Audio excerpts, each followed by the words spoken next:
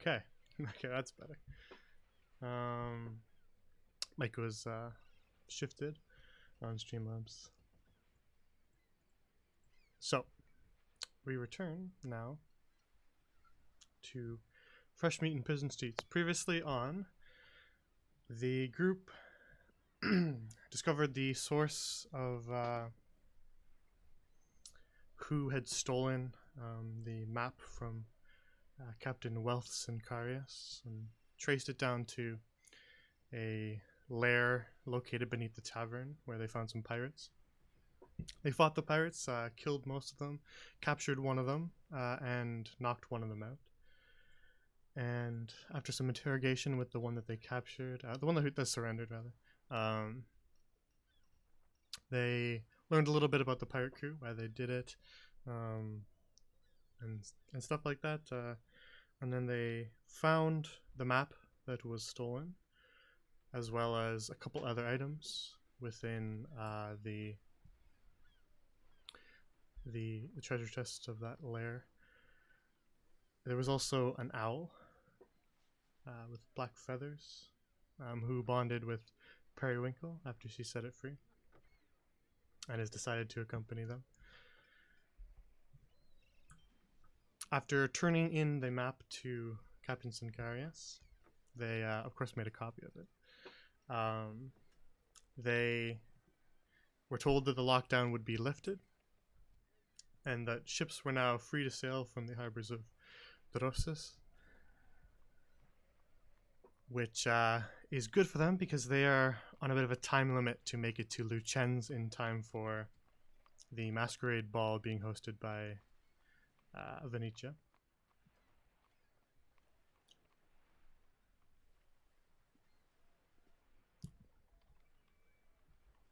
Who is the queen. So, they found passage on a smuggling vessel called the Lily Leeward,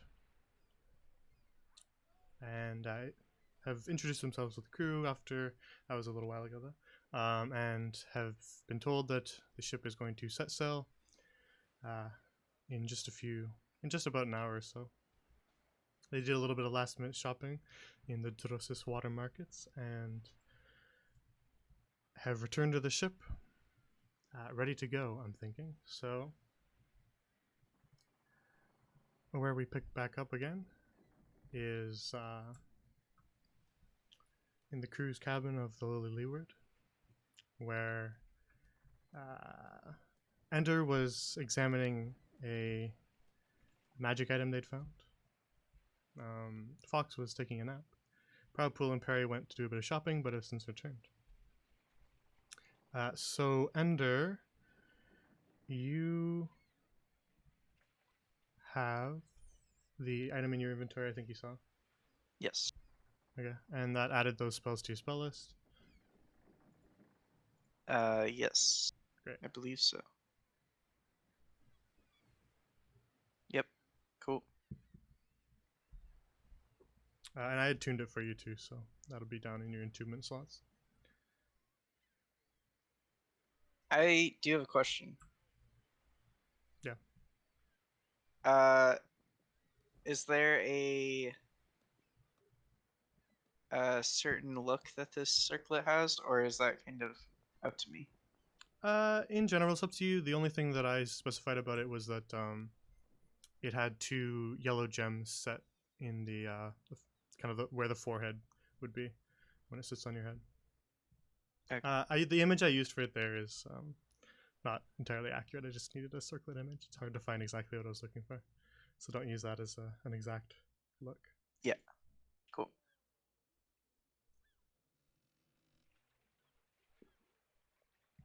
And the rest of you have all your items because we handled that last time. So, if you guys don't have anything else to do in Drosis, then we can set so. Unless there's any last minute things. Not specific to dresses, I don't think. Nope. Nobody wants to make a last minute emergency sandcastle. I have to confess my love to everyone on the island. It's not an island. I have to go turn in my 3 other party members to that marshal. But totally not implicating myself at all. One of these All right. days, I'm going to stop calling Drosis an island. One of these days. It kind of looks like an island, so I get it. Everything about it kind of screams tropical island, but it is just on the coast. If you just say it enough, it becomes canon. I heard that somewhere. Yeah, if you gaslight me into thinking it's an island, then it becomes canon. All of a sudden, it's like Pangea happens and Drosis just breaks off. Just trips off. Yes. It doesn't float very far out. It just goes a little bit just so it can be considered an island. It's only like 20 feet from the mainland. All right. Then without further ado, we can fast forward to when the ship begins to set sail. So I believe I said last time it was, depending on the weather, 3 to 4 days, something like that. Yeah. I forget what I said. Sounds right to me. So right now I'm just gonna handle the rolls for those days just to get that out of the way. I'm not gonna do them individually as they come up. I'll do them all right now. So you can tell me what you're doing as the ship begins to kind of lurch and pull out of the they pull up the anchor and begins to sail as I do my rolls. Nice. Hey guys, do you want to get above deck when the ship leaves the port? Yeah, I don't know. I've never really been on a ship under my own free will, so I probably need to see the movement of the ocean, otherwise I'm gonna just get really sick. Yeah. Plus, you'll get less seasick if you're above deck than below.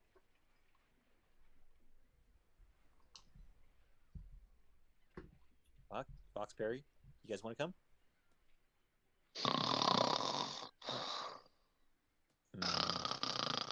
Someone tells me that's fake. Harry would like to come.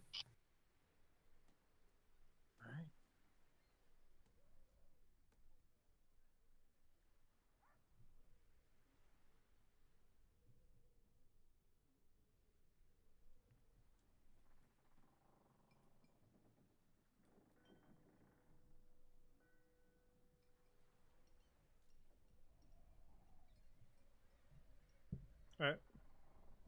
All right. The weather today is relatively nice. As you begin your journey south towards Lucens, Violet is behind the helm. You can see Mr. Stilton up at the very top, just the slightest little bit of him, as he's already a little small, as he sits up in the crow's nest. The big hulking Peter Dreg wanders about on deck, performing various duties. Mr. Stilton's so cute at the top. Hey, Proud. Yo. Do you think it's a little ironic that a mouse is sitting up in the crow's nest? Actually, yeah, a little bit. Usually you want someone with really good eyesight up there, so maybe there's something about mice and rat folk that has them with that. I've never seen one before, so.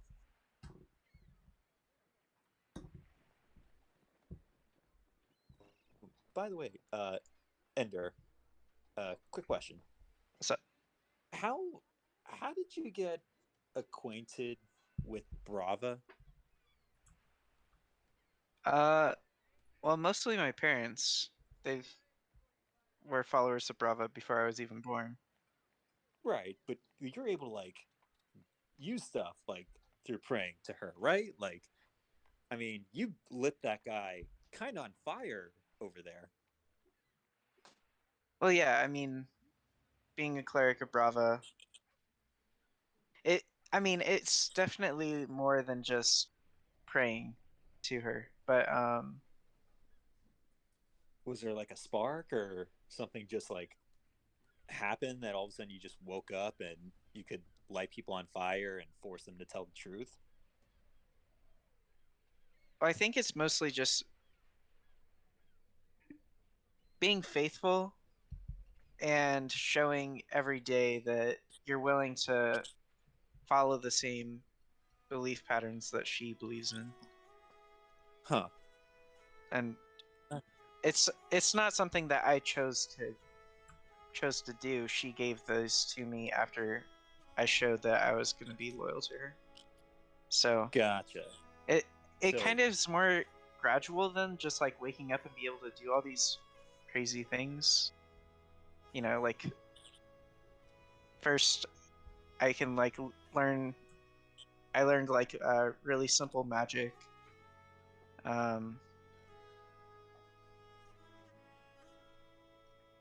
Well, the reason that I ask, the reason I ask is I didn't know if there was ever like a moment of clarity, or all of a sudden like something happened and one day you were able to accomplish all these things. And also it makes sense that it's not just you just wanted to do those things and you got them. I don't know. I feel like do you ever feel like being like you've been blessed by a god or blessed by Brava? Well, of course, like being cleric is essentially the definition of being blessed by her. Do you But I have also to- wasn't the first cleric in my family, so Oh, it's kind of like something that has been taught to me both by Brava and my family members. gotcha. So you didn't. Okay. So do you have to be a cleric to be blessed by any god?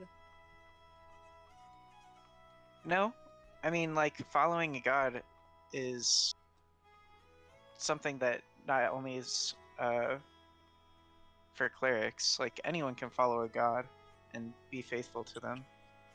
Gotcha. And like obviously different gods have different belief systems, so it depends on which god you're following on whether or not that god will give you something in return, or it also Yeah. depends on like what kind of beliefs that you're trying to follow in relationship to that god. So Gotcha. The reason I ask is it's tradition whenever a ship's about to leave a port and set sail to give a little prayer to Fortuna, the goddess of fortune. And as we were about to setting sail, I kind of thought about it. I feel like I've been blessed by Fortuna. Like, you remember when we were, trying to leave Basad, and I kind of got desperate? I mean, I think all of us are getting desperate. But yeah, But like, yeah. But I mean, remember what that the toy maker, that tiefling, said when she tried to help with someone getting off those bands? How it blew up in their face. I mean, yeah. I'm trying to think like I should have been dead, or at least like seriously maimed.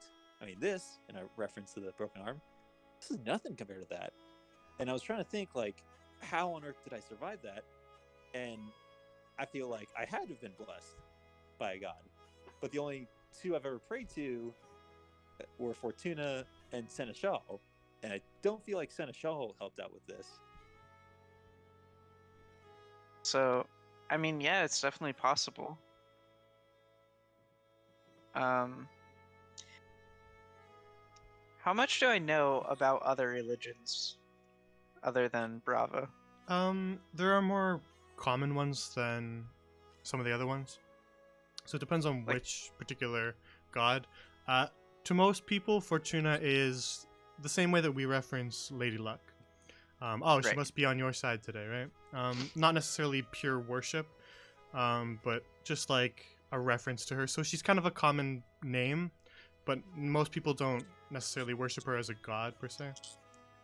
Most people about don't pray to her. As far as Seneschal, it's more of a Yeah. coastal thing. Okay, so I probably wouldn't know as much, if anything, about Yeah, that. maybe the name and that she is supposedly the god of the sea, but other than that, probably not a lot. Okay. Well, anyways, yeah. I just wanted to see your thoughts, see if what I thought might happen is actually the truth. I don't know if it's the case, but getting to talk about it more with you kind of helps me out. Well, I mean, most gods aren't gonna talk to you directly, but maybe praying to Fortuna some more can shed some light on whether or not that was actually the case. It's not a bad idea. I'll do that. Thanks, buddy. Yeah, no problem. All right, my rolls are all done. So thank you for the little bit of RP while I was sorting that out. So for the rest of today, it's relatively uneventful. It takes you a little bit, Ender, to get used to the rocking of the boat. You feel a little nauseous for the first little bit. But eventually you sort of, the nausea dies down throughout the rest of today. So for the rest of this day, no event.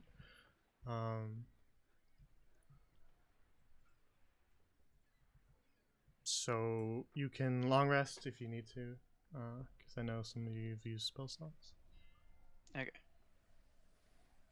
Can we all go to the cots? Yeah. Just for moving you around, but I'm gonna move through the days at a different pace than like real time. I'm not gonna spend an hour on a day of nothing. Yeah, I want to roleplay something Okay, else. go ahead. Yeah. Yeah, you guys take it at your pace, basically. And if you have nothing else to do, then I fast forward. Okay. So once it's evening and there's like no more sunlight coming through the windows of the cabin. Hey, Proud, I looked at that circlet that you gave me. Oh yeah. And I kind of like moved some of my hair that's gotten pretty long out of the way so they can see like the two gems on the front. Here, watch this. And then I cast the light cantrip. And Whoa. like the left little yellow gem on the circlet lights up. But also my holy symbol like starts glowing bright light. Yeah. And it lights up like pretty much the entire cabin that we're in. Ruffle up the hammock. Fox, look what Ender's doing. I'm gonna open up the hammock so that it rolls Fox out of bed.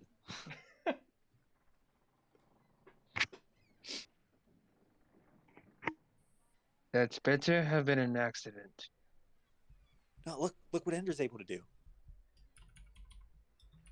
I like shine the holy symbol right in his face while he's like waking up. Great. Took you long enough. Good job.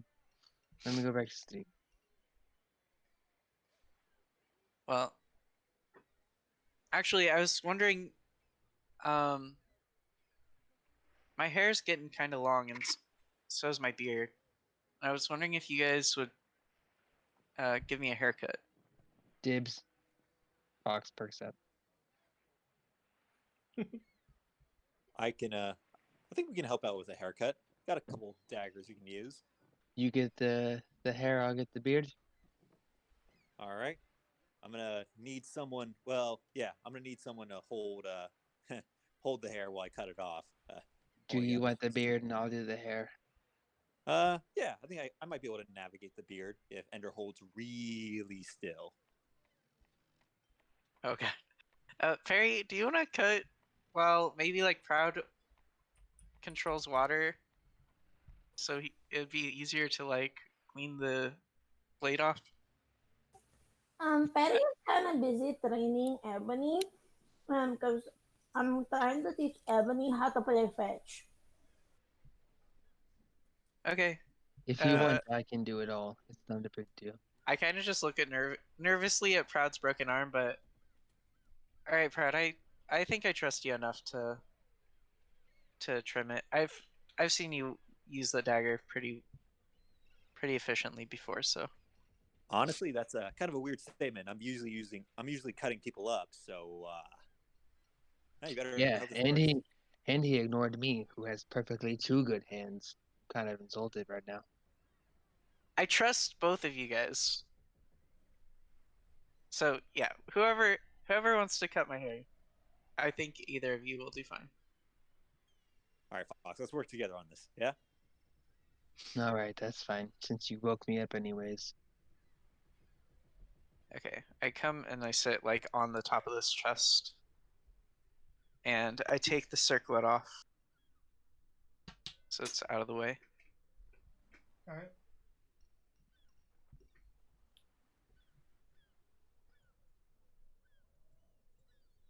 All right. Get this. I'm gonna take the daggers out, hand one to Fox, and very carefully and gingerly trim Ender's beard.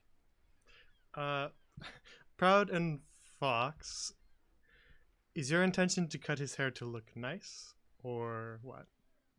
Are you I was gonna help actually him gonna out? ask.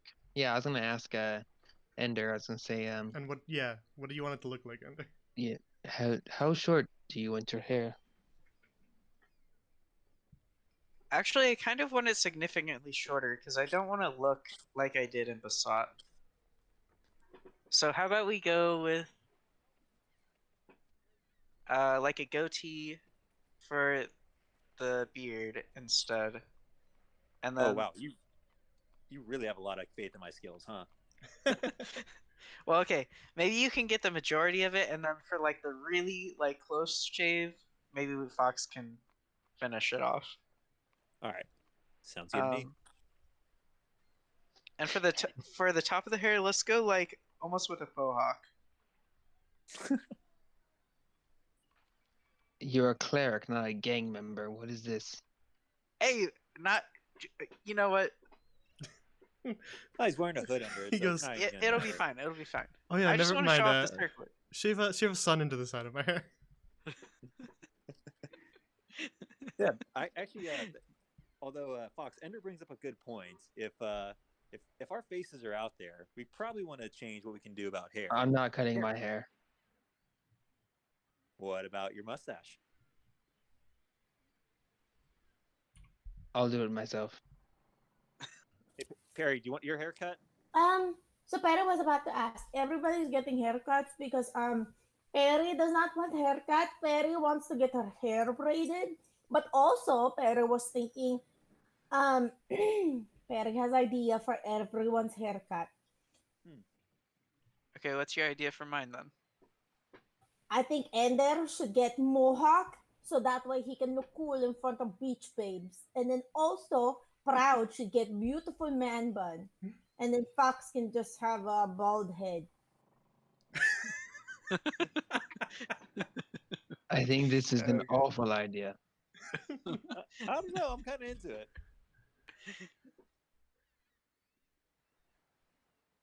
All right, I'm down. Great, wonderful. Fox, if you want to keep your hair, I don't mind. Yeah, I think you I should am probably keep your keeping hair. my Going, hair. I mean, Perry, I love you, but We've only I known don't each think other for like Fox. a week. I don't Why think do you Fox love her? going from like a ponytail to straight bald is necessarily the extreme that we need to take. Why? Why not? Because she's always grumpy anyway, so hair's gonna fall off eventually. She makes a good point. No, it turns gray, not fall off. And Fox, we've known each other for 2 weeks, okay? That doesn't mean you can Anyways. cut my hair. I'm gonna cut Ender's hair or trim Ender's beard. Let Fox take care of the stuff on top. So I guess I'm going to give Ender a mohawk. Yep. I hear no objection, so it is definitely going to be a mohawk. Okay, but let's try and make the mohawk look like rays of sun coming out of my head. You know, Oh. keep the Brava concept alive. Perry has great idea. Not short mohawk, but long mohawk, you know? Like kind of points up and then kind of like whoop, goes in front of face. So that way he looks like scary rockerman mohawk and with a hint of cool dude. Do we even have stuff for his hair to stick up like that? No, we don't have any products, unfortunately. Hey, speaking of products, Hmm. what kind? So if you were to have like a scent or for like a shampoo or something, what would Sure. your scent be, Proud? Uh, Salt water, Yeah, probably something like that, honestly. You Yeah, because could he's just do like salty. ocean. yeah, you could do like exfoliation with the sand. You could have a certain shampoo, like a saltwater shampoo, that's nutritional for your hair. Guys, Like that's range. terrible. You should get products that sounds like ocean spray. Also, Perry thinks that if Perry mashes these berries up, I can make you cool looking colored gel. That's true. We could do gel. I have So Perry's berries. so would Perry's scent be berry flavored Yeah, or shameless berry plug. berry scented? I guess. Yeah, Yes, it could be it's, like it's shameless plug. it could Perry's be like berries gel. Mary's peaches. Could Perry's have peach flavored stuff. peaches. The peaches Peaches come aren't out of berries. bushes. Peaches are not berries. What's going on here?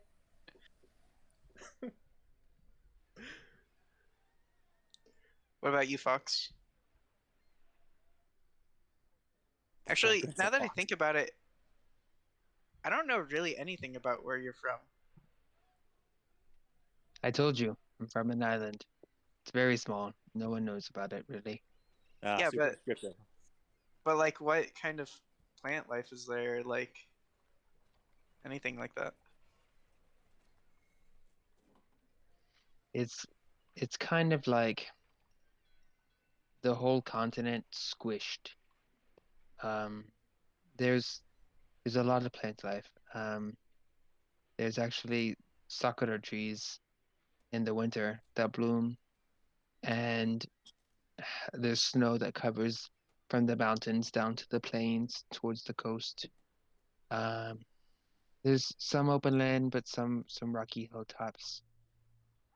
And when it's when it's springtime, everything kind of just changes and slowly warms up. So, um, I think for scents, I would like sakura. Huh. A fragrance of fox. Sakura scented.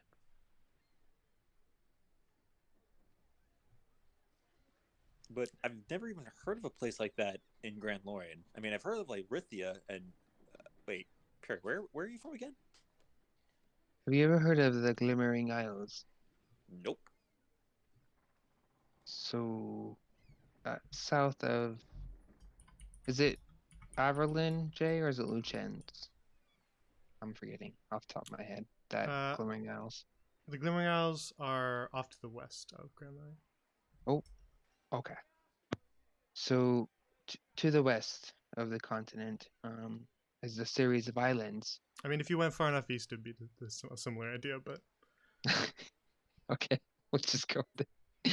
Um, so there's a series of islands, and one of them is my homeland called Ikimura, and I'm from one of the clans that help run the island, so to speak.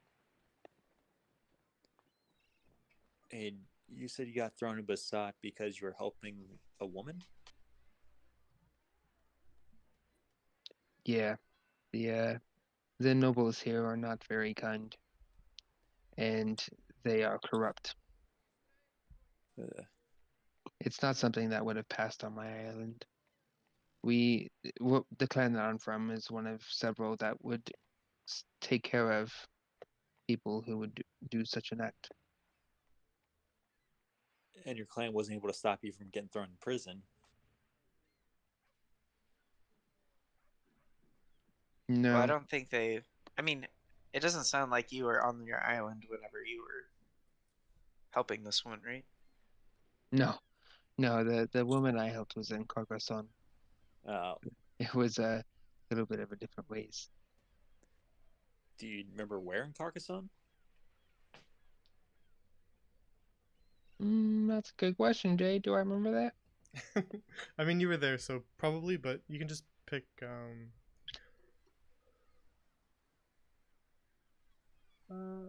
I don't know, maybe outskirts of Achi. Sure. Yeah. Uh, uh, towards the outskirts of Achi. Ah. Freaking Hachi. Never been, but only heard bad things. Albeit from other pirates, but If you will excuse me, I'm gonna go get some fresh air. oh, okay. Do you want to still help with Ender, or That's right. I'm sorry. I will do that first. The whole time, by the way, Fox is gonna look really distracted. Okay. So the two of you, with your combined efforts, make an attempt to cut Ender's hair. So each of you make dexterity rolls. We'll see how this turns out.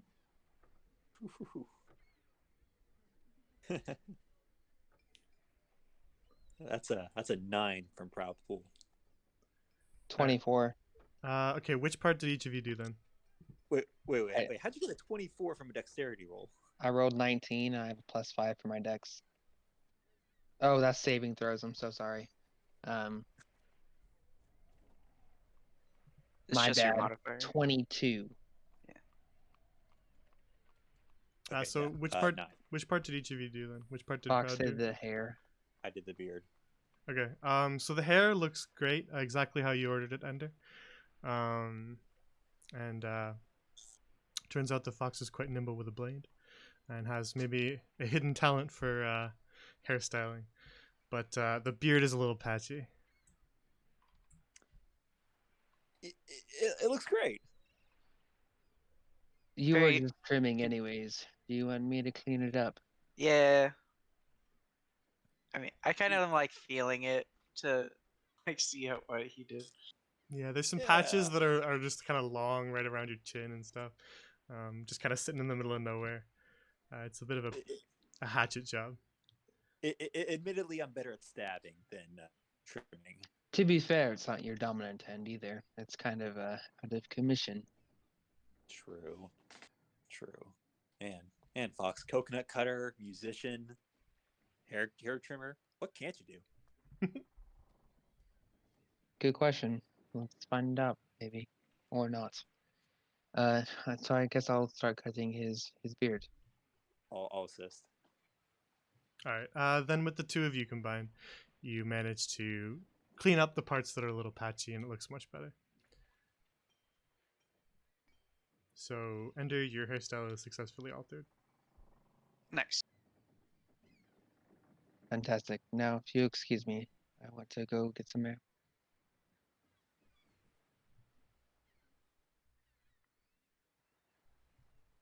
Okay, I put the circlet back on after they're done. So about now, the sun is setting. It was a uneventful day, a day of smooth sailing, and it's getting towards nighttime as the sun goes down. Do you think he's doing okay? Yeah, he just needs some time to think, I think. Best to leave him alone. Yeah. All right. I mean, we've been locked in a prison together and then traveling the last couple of days. I think some alone time is fine. Yeah. That's understandable. All right. So the sun sets and goes down, and it begins to get dark. Fox, what are you up to as the others head off to sleep? You can head off to sleep as well, or you can stay up if you wish. I think I might stay out for a little bit and just kind of think think about home and what happened that night and what needs to be done. Try and is I know you and I haven't talked about it much, and that's my fault. Is there anything that I can recall about that night that would stand out outside of what I've already thought of? Like of Um, who was involved that night? not at the moment. No. We should talk about it more on privately before we do anything Okay. like that. Yeah, absolutely. But I will say that the salty kind of air of the sea reminds you of the delicacy from back home, the salty squid that you would have with your meals.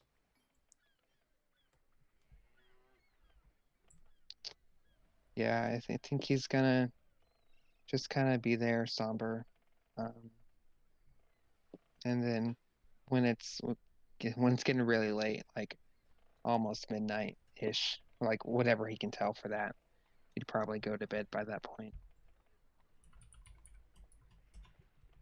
All right. You stay up later than everybody else and then head off to bed. You see some of the crew sort of lazily roving about doing various tasks as they kind of ready themselves for bed as well. And you head back below deck.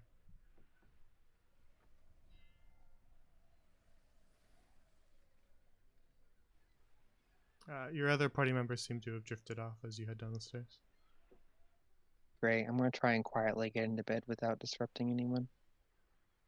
I feel like you're pretty dexterous enough to be able to do that without rolling any sort of stealth roll, so Great. I think he'll just lay there and kind of just let himself, from exhaustion, go to sleep. yeah, it's been quite a long day for your party. So you guys can, in the background, do your long rest stuff if you have spell slots or any damage that you've taken, and also move you're injured. Heal up, get your spell slots back and stuff. But you are woke up by the light kind of streaming through the windows. You sleep in a little bit because it was a long day, so you're not up at the crack of dawn. But the light is now streaming into the cabin. And oh, hang on, let me turn on the light switch. Click. And it is a new day.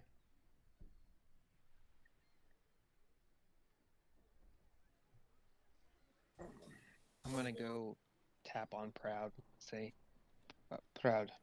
Yeah. What's up, Fox? Later today, not now. I know you just woke up.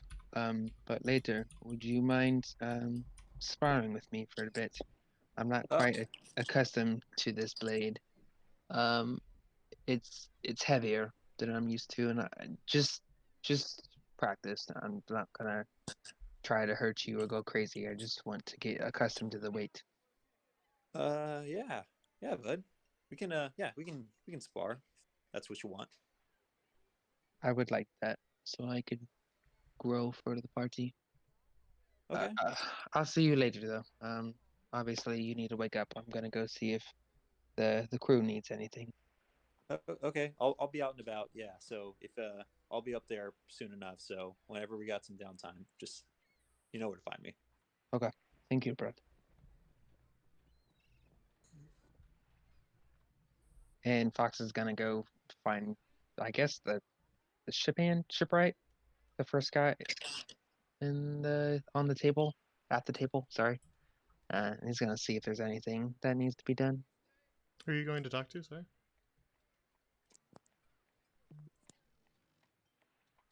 That guy. Yeah, I'm She sorry, I was- forgot his title or her title. She was a surgeon. Yeah, Narina, right? Yeah, Narina.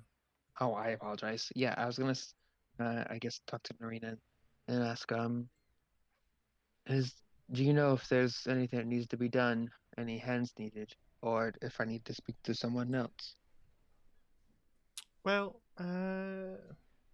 first mate, Violet would know best, but what's your skill set? You got anything you're good at?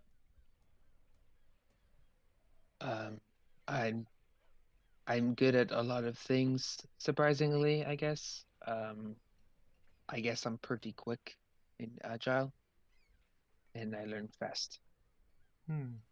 Well, you lot seem kind of like the fighter type, what with your weapons you keep carrying around. So, should any trouble arise, we'd greatly appreciate your help fending off any would-be attackers. But as far as other jobs on the ship, you could ask Violet. I think Mr. Drake might need someone if we do get beset by enemies. Might need someone to help him load the cannons, as we're spread a little thin right now.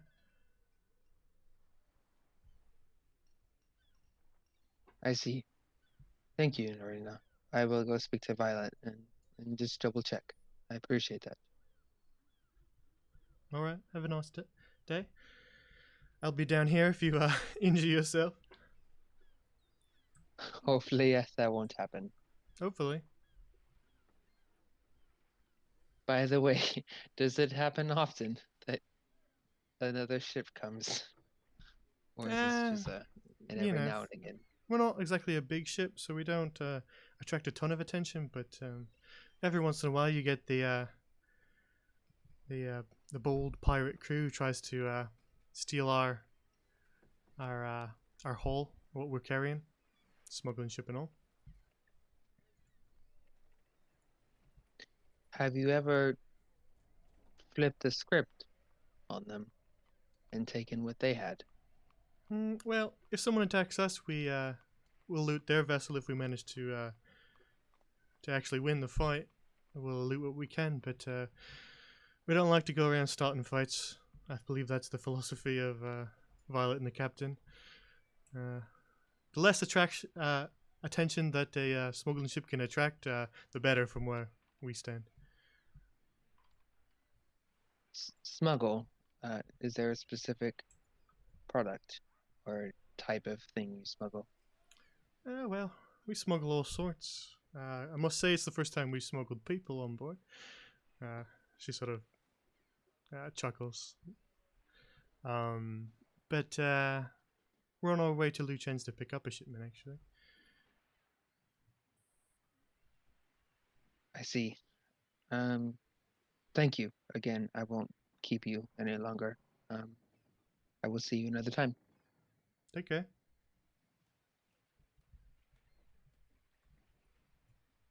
Hey, Perry.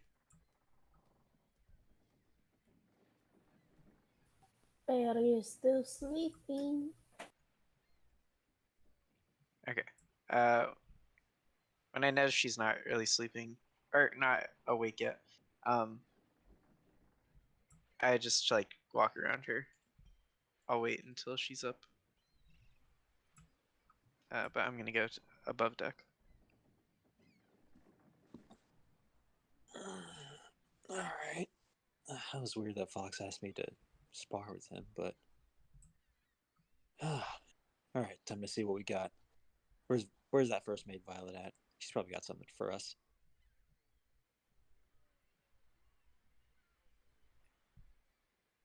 Fox, as you approach Violet's behind the helm, she looks over to you and says, nice of you to join us.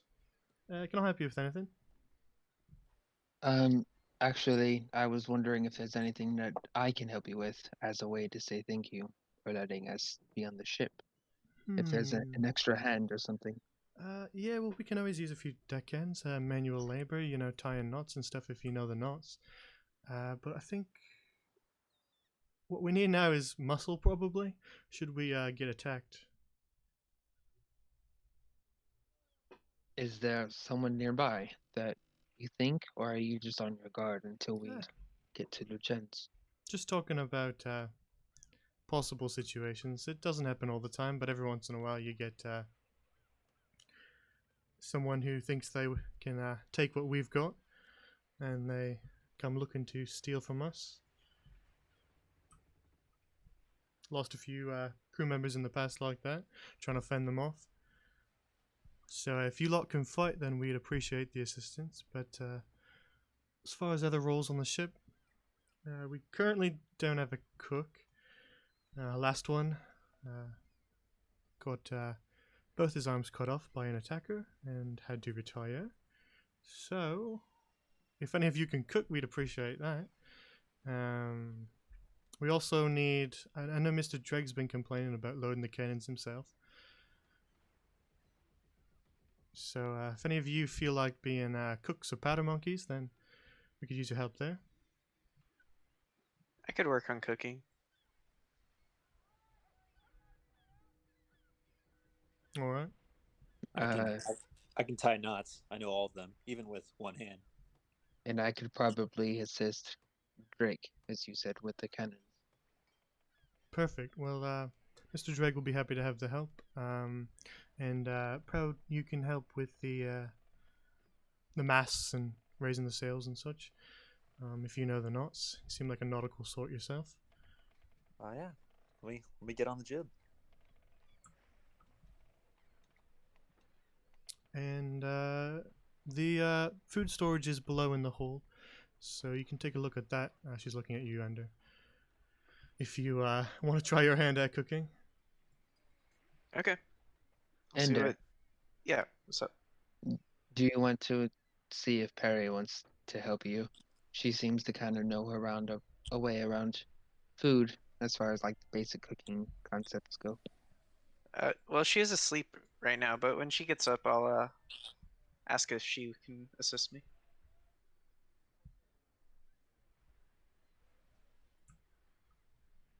All right.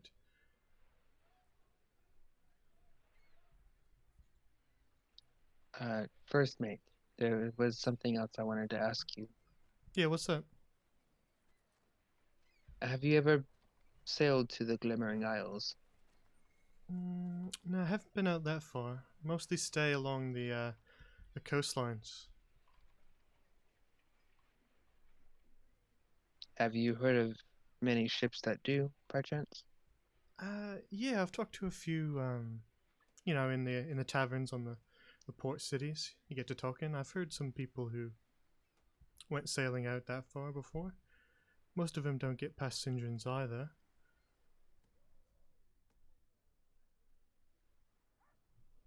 I see. Thank you, first mate. I will go right away to Drake now. All right. Word of warning: he don't talk much, but grunt means yes. If he says silent, that means no. Hmm.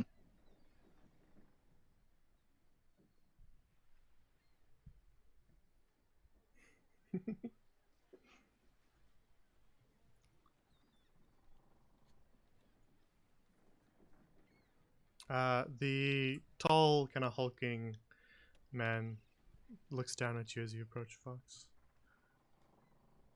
And he just says, Yes, I came to see if you wanted help with the cannons. If you just show me one time, that'll be enough. And just point whenever you want it done, and I'll do it. He begins to lead you below to the hold.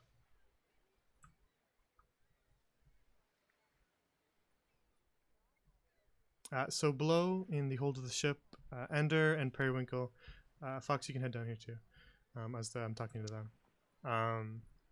There's large crates full of various vegetables, cabbages and stuff, and some sealed up crates as well. Hey Barry, do you Keep want to help talking. me kind of look through some of these crates and see what food they have on storage? Yeah, sure. Perry can help you figure out what's kind of various produce is inside those crates. Also, Perry was very tired yesterday because Perry was playing too much with Ebony. Yeah, how did that go? I found out Ebony really likes to go and fetch berries, so Perry's gonna have to go get more berries now because I kind of made Ebony fat with all the berries. Well, that's good. We definitely can find more berries for you and Ebony. That would be very much wonderful and appreciated because Ebony really likes the red berries. All right, I'm gonna go over. I'm gonna start at the barrels here. Like, are these filled with wine or ale or what? They're definitely full of a liquid, but unless you let some of it out, you won't be able to tell. Okay, I'll like put my palm up against the cork, and like as soon as I pull it out, I'm gonna put my palm against it, and then just like let a very little bit drain out, and then recork it. All right. It smells of ale. Okay.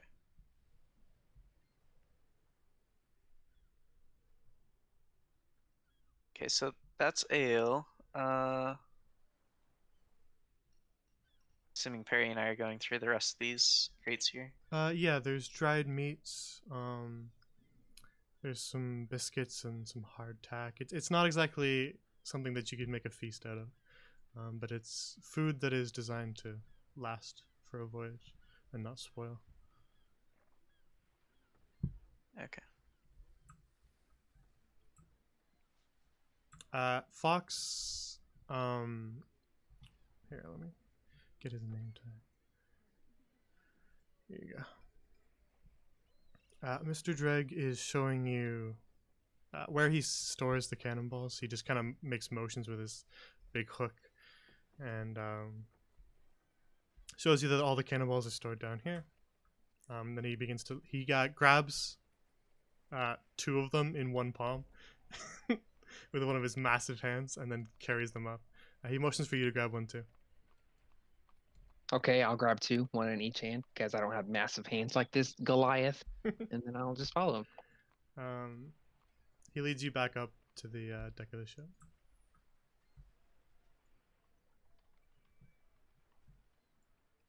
And over to one of the cannons.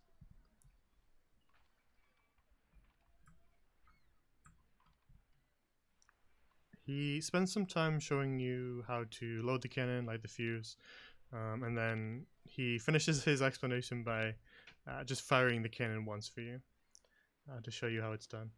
And with a big bang, you see the cannonball sail off and splash into the ocean far away. Are we under attack? What's going on? Just tie your knots. You'll be fine. So, Mr. Jig, is there a number I should grab per cannon, like when I go down there and get the balls, or should I just get a few and then load and just continue? Great. I love it. You are a man of few words, and I appreciate that. My group is very talkative.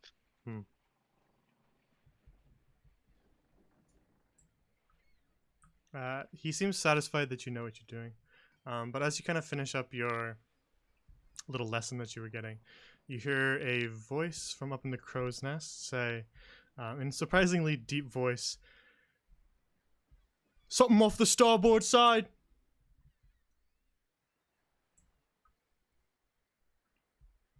Not then, really know what starboard is. I'm gonna look to the left, like where I'm at. You don't see anything out there. But proud you see Mr. Stilton skittering down the mast. And Violet also immediately runs over to the side of the ship to look.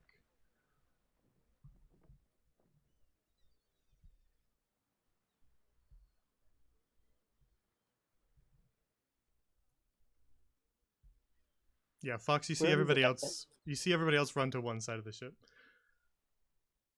Ahead or astern? Just straight off the starboard side. You see a huge something floating pretty far out. Can I try to like hone in and try to see what it is? Mr. Stilton has a telescope that he's looking through. And you see that Violet has actually pulled a one out of her pocket and has telescoped it out to look. What do you see? Hard to say. First, I thought it was some sort of leviathan, but it doesn't seem to be moving. The something out there is not like writhing around or moving in that way, but it is like sort of drifting closer. There's no land masses out here, right? Shouldn't be. Something moving. She hands you am I... she hands you the telescope. See if you can recognize it, because I don't know what the hell that thing is. Okay, I'm gonna take a look. Roll perception for me. Okay. That is 15. It seems to be a whale that is floating. Huh. That's odd. What do you see, Proud? Should I get the others? I don't know. It looks like a big whale. I've never seen one of this size, though. Are they super common off here? Not on the surface. Usually you see one flap its tail up and head back down, but that's more in the north, and this one didn't seem to be acting like any whale I've ever seen. Yeah. Wait, am I able to see if it's coming closer to us? It is, but it doesn't seem like it's like heading right for you, if that makes sense. It seems like Gotcha. it's just drifting. Well, Violet, do we halt the sails? Maybe it'll just pass by us.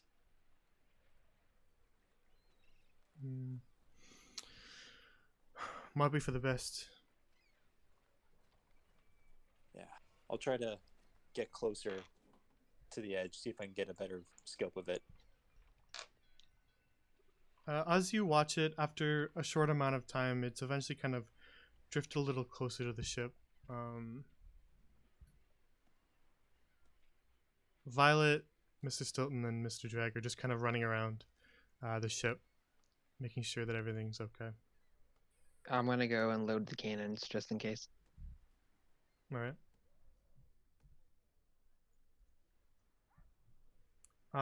But Proud, as everybody else is busy, you see as it drifts closer, it is in fact a whale. It's relatively close now, but it is a dead whale that is floating at the top of the ocean. Oh, don't worry, it's a dead whale. Wait, how's a dead whale moving closer? What do you mean, don't worry? That sounds like an awful thing. If something killed a whale, what if it's around to kill us? Well, no, it's not like, I mean, if it's big enough to hurt that thing, it would be able to, like, eat it or at least get some chunks off. It feels mostly all together. Proud, But as it's getting closer, it is missing massive chunks out of it. oh, no, okay, it just rotated a little bit. Yeah, no, something just took a giant bite out of this thing. I'm gonna get the others. What the hell could have bitten that? Hey, Violet, are there sharks out here? Well, sharks most everywhere in the ocean, but never seen a shark that size. What the hell could have done this?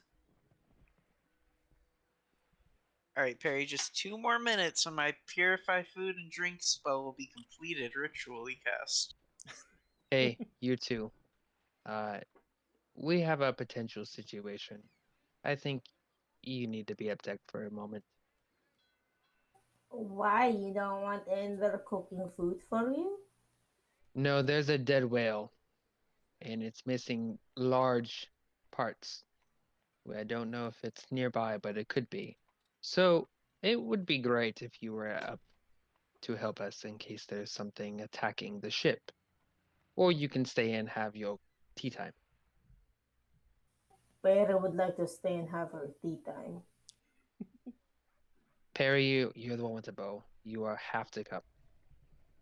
Yeah, but you gave Perry options, so Perry would like to avoid that, and Perry would like to stay below the deck and have her tea time.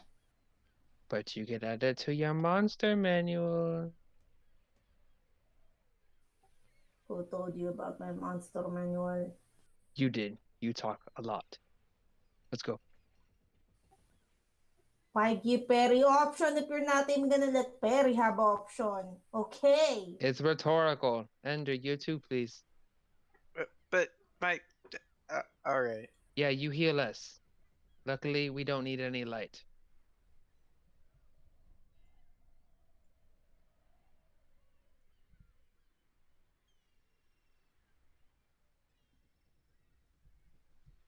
All right. Back up above the deck, the Lily Leeward has now kind of drifted mostly past the whale, and everybody can see it because it's relatively close now.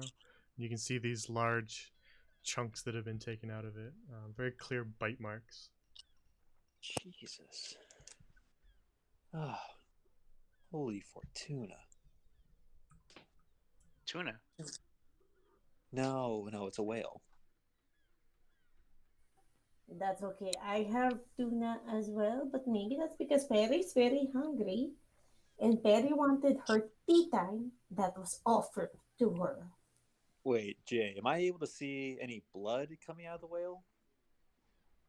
Yeah, it's kind of gored up because it's been basically bitten into pieces. So it's not necessarily like fresh blood, but it does definitely look pretty awful. Is there like a pool of blood around the whale carcass? In some places, but not in this like exact area. It's not pooling in this area, but you can see some blood around it. Yeah. Am I able to see from here whether it looks like one enormous bite or like several smaller bites that have made a larger wound? Several enormous bites. It has multiple chunks taken out of it. Okay. But it's not like many creatures attacked it. It looks like if something big it took a chunk out of it. I don't see anything like dark shadow in the water around the ship or coming towards the ship, do I, by chance? If you kind of make a round around the ship to scan for it, you don't see anything. Ender and Proud, you hear Violet kind of under her breath go, Tidebringer? Nah, that doesn't exist.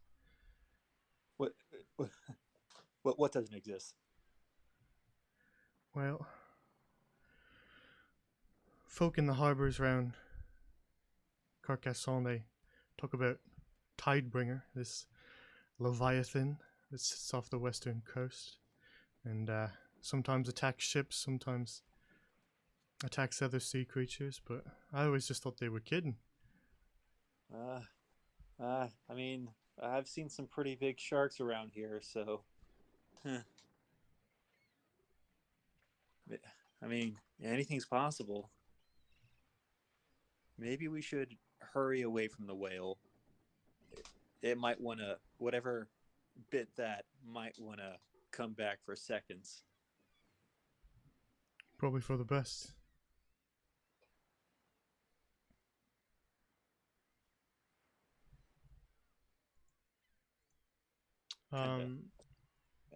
She turns back towards the rest of the crew and says, "Alright, you layabouts, time to hoist the sails, we're getting the hell out of here."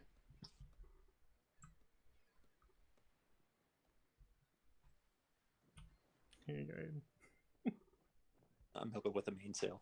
I'm just gonna follow Dreg. He was sort of helping you load the cannon. But now that she's given the order to hoist the sails, he's helping out with the sails. There you go. It is a mouse pirate. So eventually you get the sails raised again, and the ship lurches back to a start. The wind today is fair, so you manage to make good time, and the whale sort of disappears behind the ship until it's just a speck on the horizon.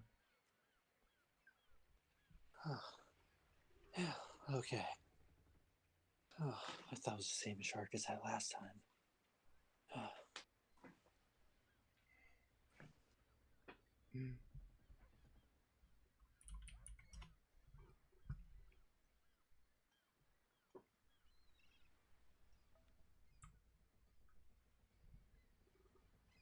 Well, should be smooth sailing for the rest, right? Hope so. Everybody's kind of breathing hard from running around the deck, but things seem to have died down a little bit. Everybody doesn't seem as on edge anymore as the whale fades from view. Here, you know what? Here, I can see everyone's tense. Why don't we lighten it up a bit? Let's hey Fox, wanna go at it now? Give everyone else kind of something to entertain them with. Sure. That sounds great. I could blow some nerves off right about now. You hurt me, I'll kill you. Easy there. Just because I got one arm doesn't mean I'll go easy on you, but I won't knock you out. I'm a gentleman. Yeah, okay. Come on, you landlubber. I'm not losing on a ship. All right, did you guys want to do anything with this, or? No, no, for me, I didn't, Fox. I was just gonna say that when he does spar with him, it's very clunky, and he often makes like odd steps or very obvious like engagements where there's no way you couldn't avoid it, Proud. Just because the weight is very heavy for him, and he just kind of tries to go for opportunities in angles that you know to be odd because you're familiar with these weapons, and it looks strange at what he's doing, and he's just trying to adjust. And maybe towards the end, he slowly tries to get a little bit of the hang of it, but he's still learning. If that's the case, Proud is using his rapier, and even though he's one armed, he is experienced with a rapier in the past. So any chance he can, Proud's gonna take a chance to do a fancy maneuver and show off a bit for anyone that's watching, or take a little chance to showboat. Perry is watching and Perry appreciates it. Come on there, buddy. I know you fight good with your fists, but what about weapons? Make another joke, and I'll use my fist. Sword beats fist.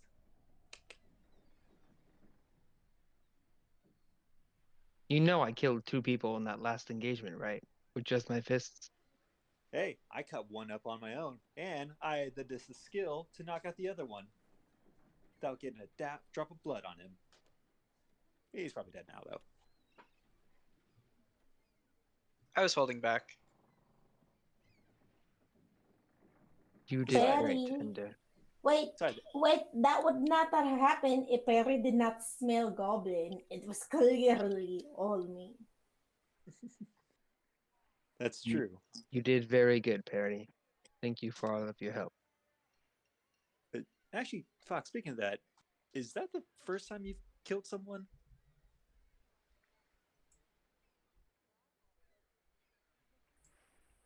Yes. Okay. And his shoulders slump, and he gets depressed again. Wait, I want to roll insight on that.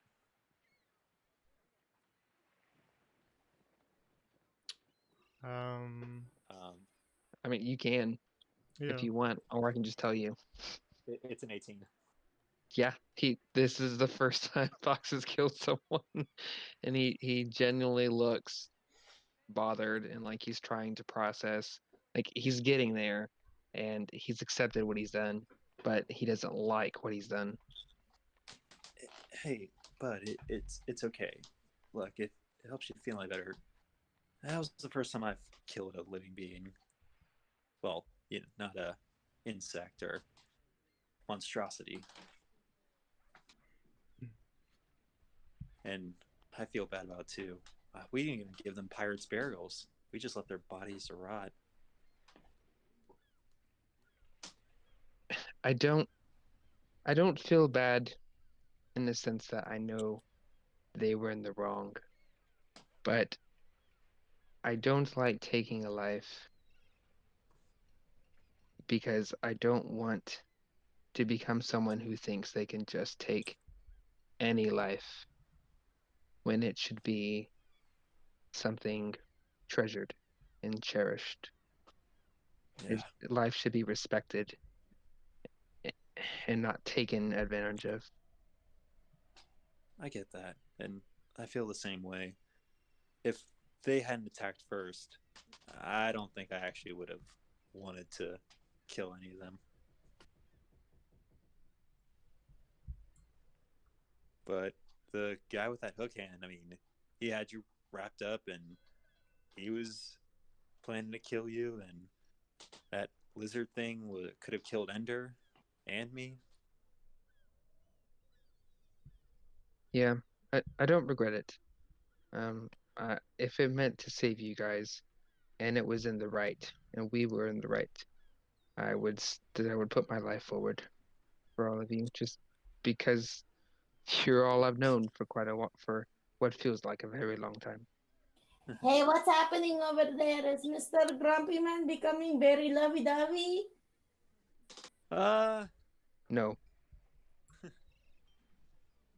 I don't know. well, I see a lot of like kind of sniffling noises, and I don't know. You look a little bit sad over there, Mr. Grumpy Man. I got salt water in my Perry. Salt water in my eye, Perry. Go away. I have sniffles. hey, and I sheathed the rapier and put my right hand on his shoulder. Hey, it's okay. Look, we can continue doing like that, all right? And once these are off, maybe we can. Maybe we don't have to. I don't know. Do anything else that could hurt anyone like that. You won't have to live this life anymore. You can go back to the islands. Yeah, I don't know about that one. Oh, There's something I actually need to discuss with you guys. But don't tell the others. And I'm trying to hush up a little bit on this one. Okay, well now that Ender's over here, I'm definitely not saying anything now. Sorry. When it's just Prowl, I say um I don't want to say it to the others just yet, but give me time. Towards the end of the voyage, I have something to tell you. I haven't been forthright, and I owe you at least that. I appreciate that, and I guess I've been keeping some secrets from you too. So, something that, although is stay with me, is kind of a code of ethics among pirates, if you can believe that. If you tell a pirate a secret, the other pirate is required to tell one of theirs, and their bonds become closer. So, if you want you want that to happen, and I'll consider you a real pirate. I don't know about pirate, but it's honorable, and I respect your ethics that you go by. And if it means that we have a bond, then that I agree with. Thanks. I respect you too, man. And I know you're not a bad guy. I feel like I get the vibe from everyone here. Like we all kind of got handed a raw deal when we ended up on Basat. And I'm glad we got out, and I'm glad that we're gonna get these off soon enough. Then we can live our lives exactly how we want to, whether that's with each other at our sides or off in separate paths.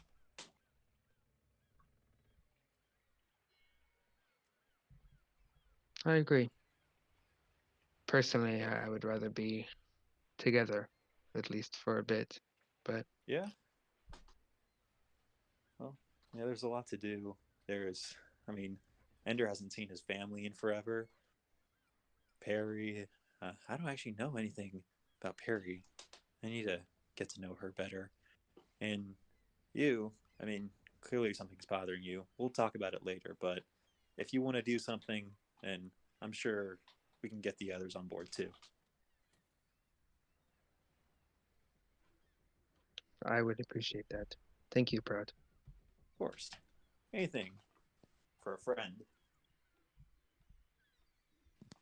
To save my face, I'm gonna look like I'm punching him in the gut, and I'm gonna walk away. I'm gonna sell it.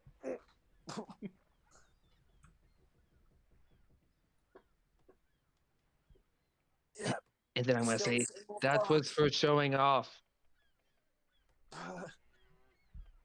That's the only shot you got on me all day.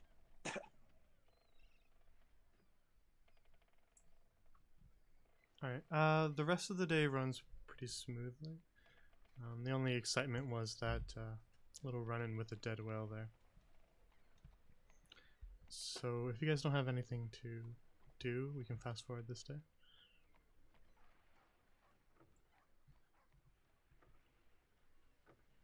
Is that a no? Fox is good. He's got something for the last day, but that's about it. Yeah. So we know that there's 3 to 4 days. 3 to 4 days, depending on the weather, she said. Okay. So I'm gonna go to Violet and just very briefly say, hey, Violet, Yeah. I know that, I know we might be about halfway through the voyage. I was wondering if either the group or at the very least I could get an audience with Captain Bartello at some point before we dock in Lucens. Yeah, she seems a little tired today, but maybe tomorrow? Yeah, no, tomorrow would be good. Mostly to thank her for allowing us on, even though she barely knew us, but also because any pirate worth their salt isn't going to turn down a chance to talk with a captain and learn from them. So Understood.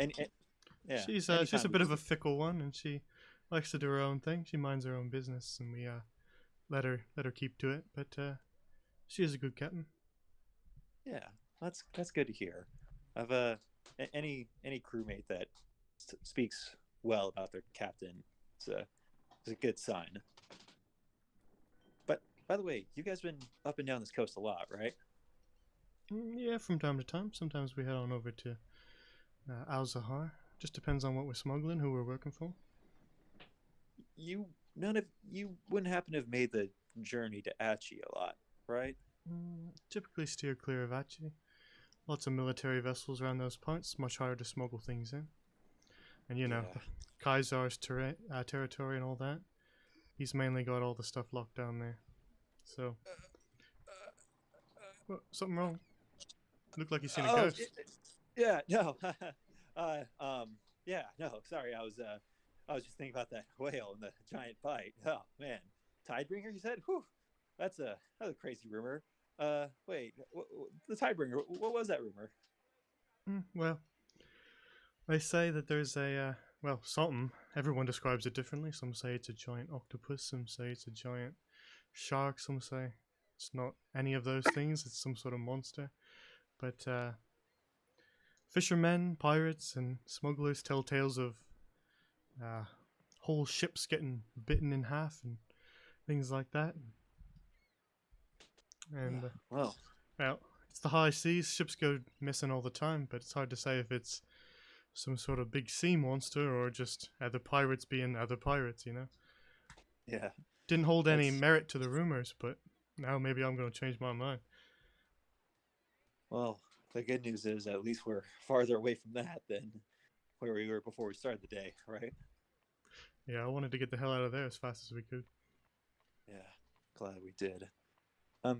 Hey, since you're probably a lot familiar with this than I am, what are your personal thoughts on the cities of Achi and Lucens? Like, if you had to spend the rest of your life in one place, where would you want to spend it? Easy, Lucens. Huh. Is there really that big of a difference? I mean, I know Achi has rumors about just being super uptight and military, but is Lucens really that much better? Well, if I had to compare the two, haven't been to Achi too many times, but from what I've seen of it, Achi is a place of history. They like their ancient traditions. Lucens is more of a place of modernity, if you will.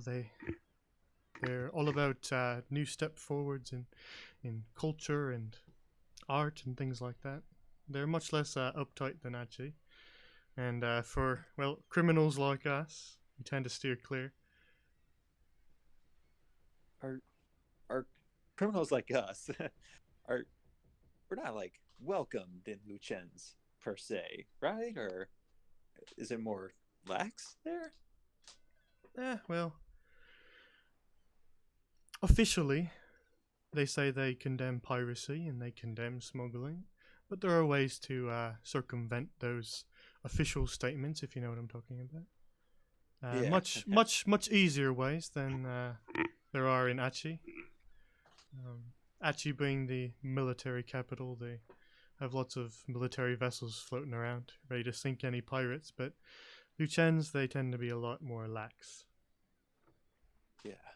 Huh. Well, that is good to know. I'm happy then that we're going to Lucens then. Still wouldn't go broadcasting around that you're a pirate. Well, I might have to change my whole getup then. Is it that obvious? And I kind of like jokingly mock, just like stand in front of her with my right arm outstretched. Well, like recognizes like, I can tell a man of the seas. Yeah. Maybe I'll change it up, but I appreciate the talk. And again, thanks for taking us on. Well, we were heading there already, and we could use some deckhands, so benefits us too. Of course. I'll come by in the morning to help out, and I'm sure my fellow members will as well. Yeah, I'll talk to Captain Bartolo and see if you can speak with her tomorrow. I appreciate that. Thanks, Violet. All right, I'll walk away.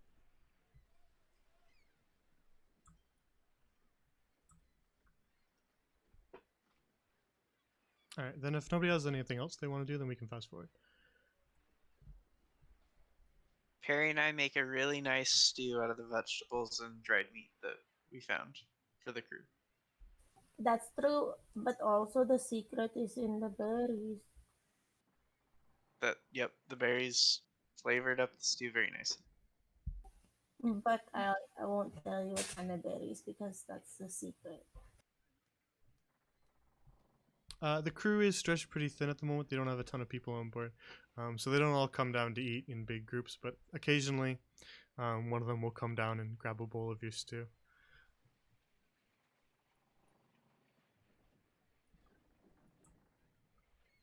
And then the sun begins to set and starts to get dark. So we can move on to the next day. If anybody has anything last they would want to do, we can move on if you don't. All good? Nope. Yeah. Perfect. Alright, you don't need to Okay. do the whole long rest thing because you already did it and nothing really changed. So the next day of your voyage, what you guys rolled, I will tell you, just so you know what's happening. You guys rolled with the wind, so really good weather, and the wind is on your side today, so -1 day to the voyage. Woohoo! But other than that, not any other events. So if you want to do a little bit of RP, we can. Does that I know you make want- tonight technically the last night, maybe? You won't get here today, but maybe tomorrow. Okay. Then I guess when everyone starts going to bed, Fox wanted to talk to everybody. Okay. Before that, Proud you wanted to talk to Captain Bartola, so we can do that today since it's an uneventful day. Yeah.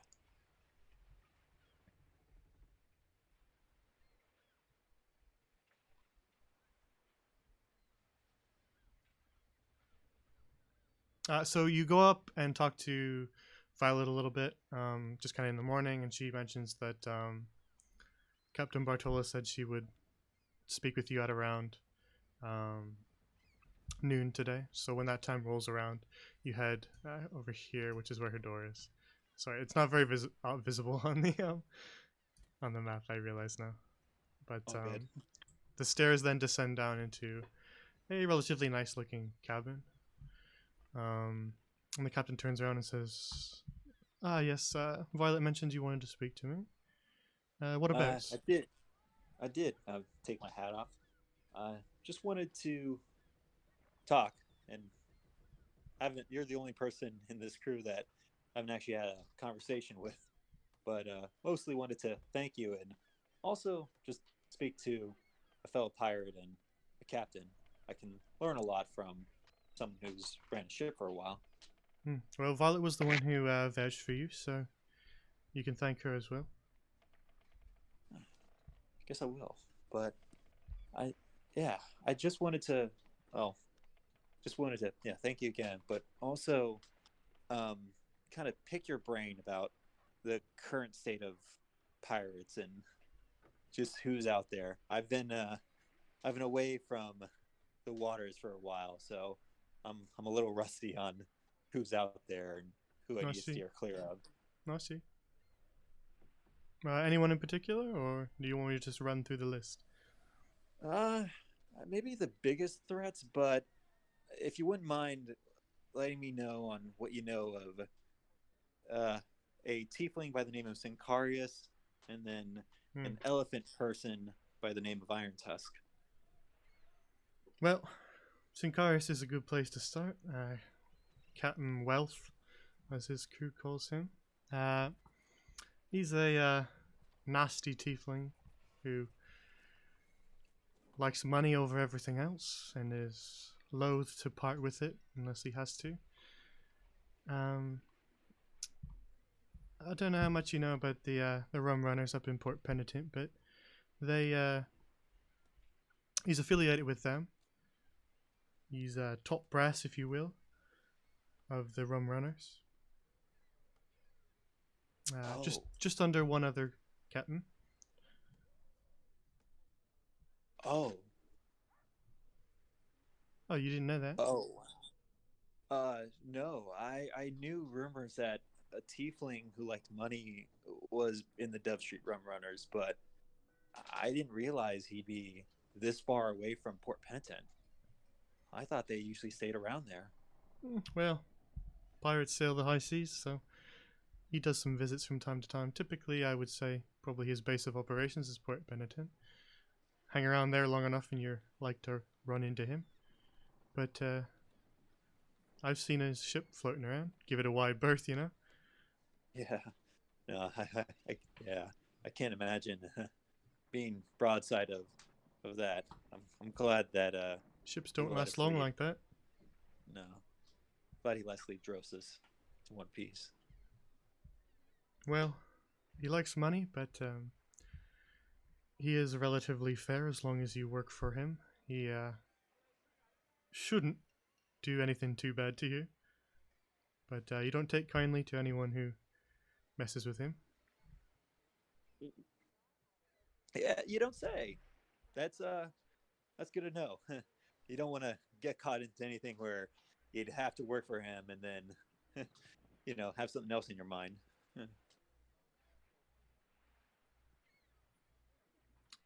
But screwing over Captain Sincarius is fastest way to die on the high seas, probably.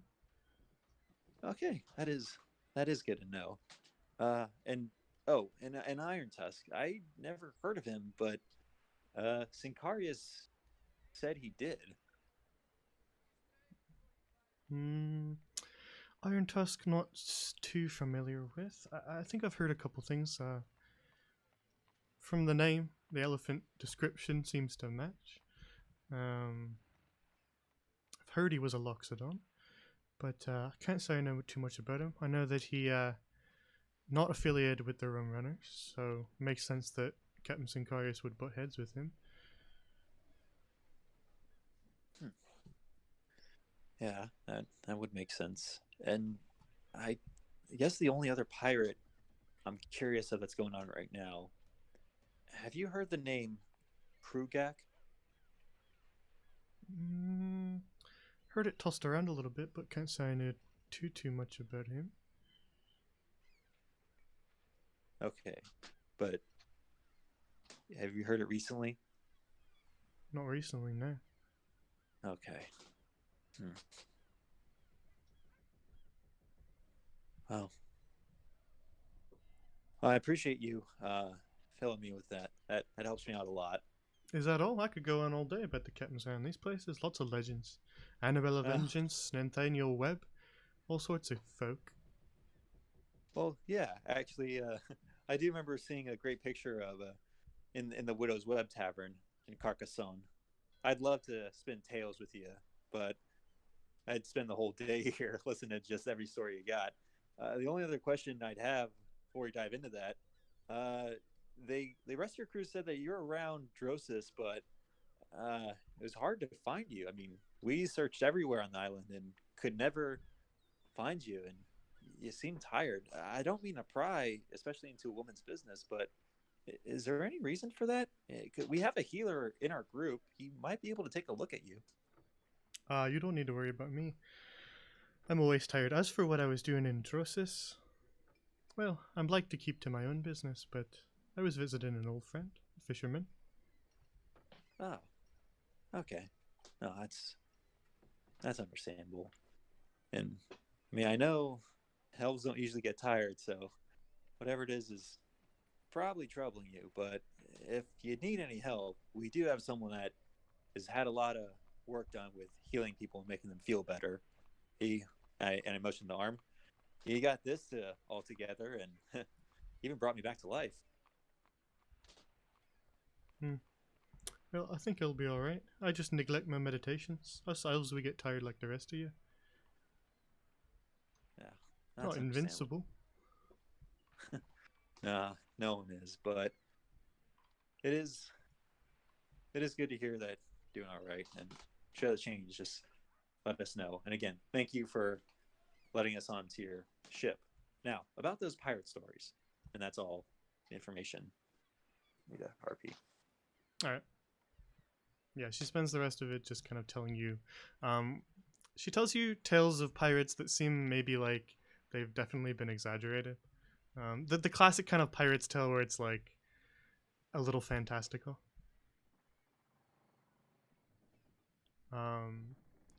You've heard those sorts of stories before. Pirates have a tendency to sort of exaggerate every story. Just wide-eyed and nodding to every detail and adding in little affirmations to have her keep continuing telling stories. She fills you in on Annabella Vengeance, affiliated with the Rum Runners as well. Under Captain Vengeance, but also with the Rum Runners. Or no, under Captain Sincarius, sorry, but also with the Rum Runners. Stories about her, how she only ever steals jewelry from the people she robs. And how she never kills anybody as well. Oh. Those are the rumors of her. Never killed anyone? Yeah, ships she robs, she the story of the pirate. Sorry, I thought she was talking about herself. Oh, no, she's talking about Annabella Vengeance. She says, Gotcha. Any ship robbed by Captain Vengeance is always entire crews left alive after. I don't know how she pulls that off, but suppose you'd have to ask her in person. Hopefully I'm lucky to do that and still have all my stuff with me. Yeah, watch any jewelry you have around here, apparently. Yeah. And I'll just keep nodding along to the stories. She tells you a little bit about the ship called the... what did I call it? Do you remember the one from the tavern? What was it called? It was... I can't remember. I'm looking at. I can look for it in my notes if you don't remember it offhand, but it's somewhere. I want to say the Black Widow, but that feels too cliche. Yeah, it wasn't that. I just remember the tavern was the Widow's Web. It was the Widower's Web. Was the tavern? The Widower's Web. but the ship itself is called.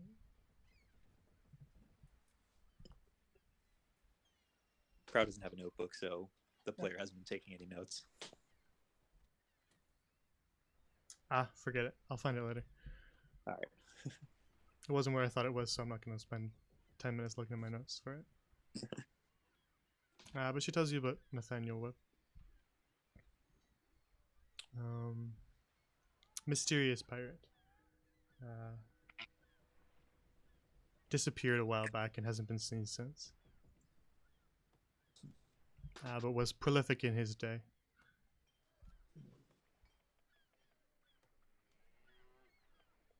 Proud taking mental note of every interesting pirate that she tells.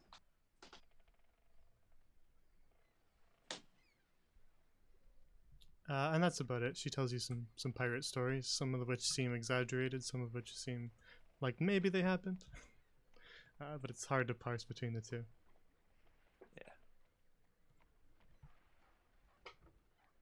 So, if nobody else has anything else they want to do during the day, then we can go to nighttime.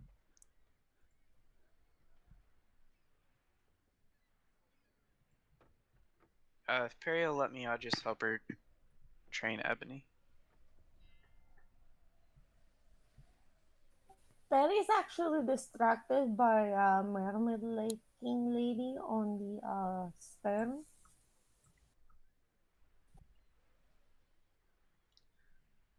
Yeah, she's sitting kind of just on the edge of the ship, looking out on into the direction that the ship is heading. But she turns around as you approach. Hello, can I help you? Did you need something? Hi, pretty lady. Have I met you before? Because I feel like you look familiar. Well, I think I met one of your friends on the beach back in Drosis. Which one? The blue one with the kelp hair. Oh, Proud. Yes. Yes, now I remember. Your pretty lady sitting on rock while Proud was talking to you. Yeah, I was on the rock. So, do you like sitting on pretty places? First you were sitting on pretty rock and now you're sitting on pretty boat? Well, I am the navigator, so I'm doing my job, but I also like to, get some sun if I can while I do it. Oh, I see. Where are you navigating us exactly? To Lucens, I thought that's where you wanted to go. Yes, that's where we want to go, but like you look out into sea and sea is vast sea. How do you know where we're going? Well, you can see the coast. You are heading down the coast.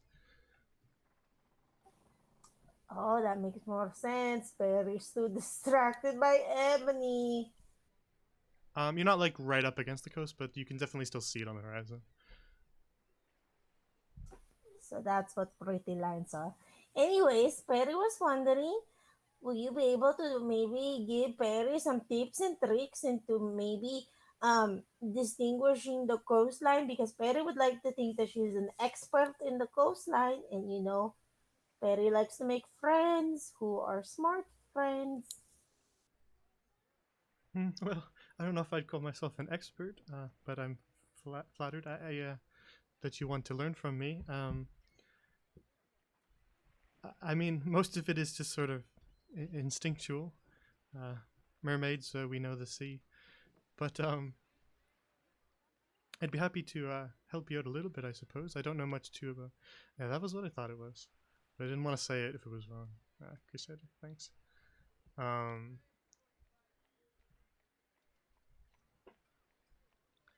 But she says, I'd be happy to give you some pointers. I can't say I know too much about navigating onshore, but offshore, I know my stuff.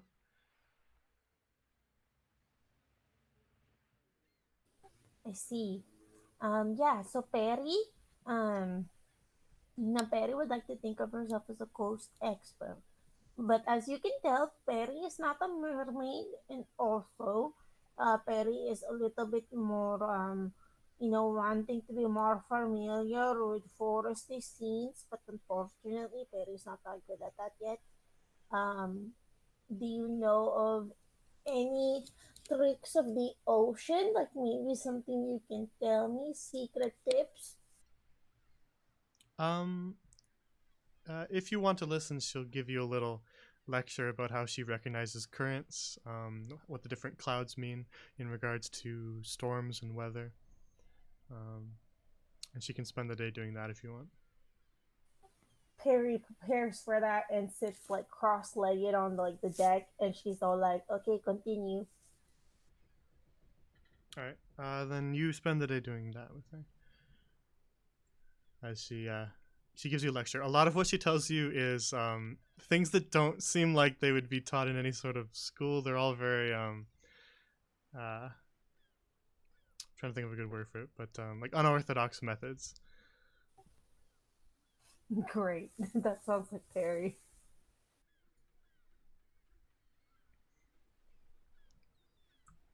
As she doesn't seem like she has any sort of formal navigator's training, she is doing most of it on instinct, and she's explaining you how she gets those hunches that lead her in the right direction.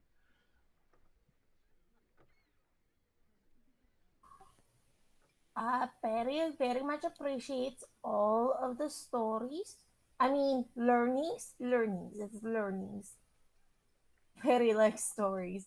Anyways, um, Perry's gonna go around and talk to some other people because I like learning things. And do you know anybody who could probably teach me a little bit more about um combat fighting with these weapons? And Perry holds up her scimitars. Hmm. Well, Violet herself, she's not too bad with a blade, but she doesn't do much fighting. She's mostly behind the helm. But she knows how to use them, correct? Yeah, for the most part, from what I've seen. Great, wonderful. Perry will meander towards Violet then, and then maybe she can help me use these weapons, which Perry has been using to cut up all the fruits and berries. All right. Well, she's behind the helm as always. Okay, thank you, pretty mermaid lady. Perry's gonna go skip over there now, but making sure to hide weapons because my mother always told me it's not good to skip around with weapons. All right.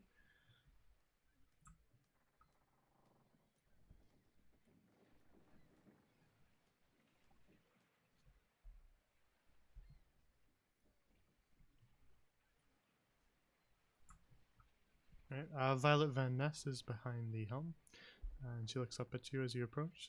Can I help you with something? Yes.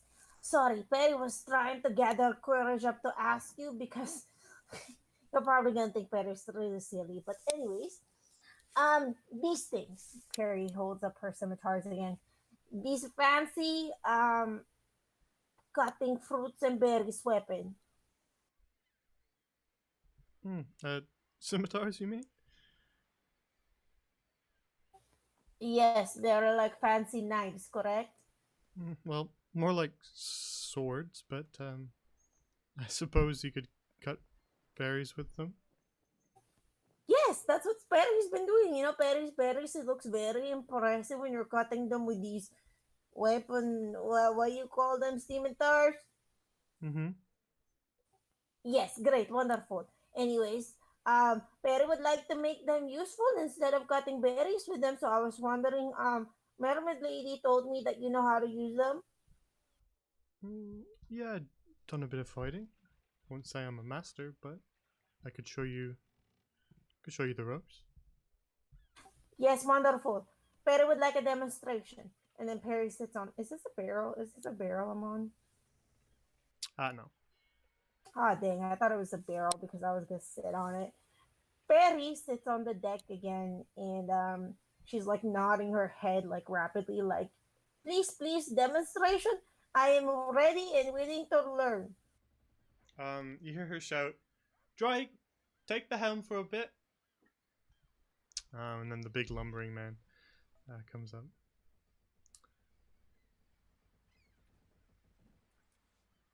Perry's like clapping her hands. She's like, wonderful, this is so exciting.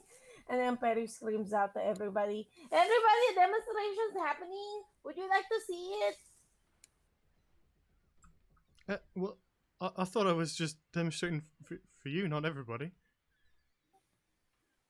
Did I say only a demonstration for me? Because Perry was definitely excited to kind of, watch some sort of show. Well, I wasn't going to let you just watch. If you want to learn how to use a weapon, you got to do it yourself.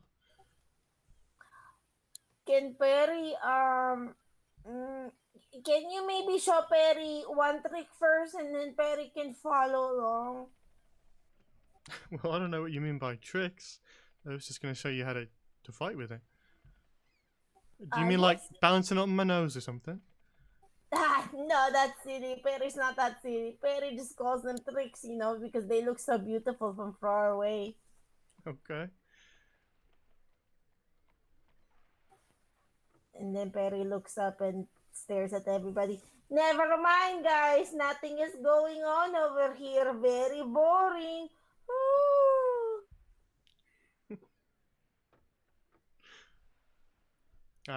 Violet kind of looks down at you slowly on the ground and says, "All right then, up you get." Okay, great. Wonderful. Again, Perry would like you to show demonstration first, and then Perry would like to follow. She shows you how to grip the blade and how to, how like very standard slices and things like that. She insists every single time that she demonstrates something. She insists that you do it too. After she does. Am I doing this right? Because Perry's looking at you, and I think Perry's doing a wonderful job. Not He's too bad, very yeah. job.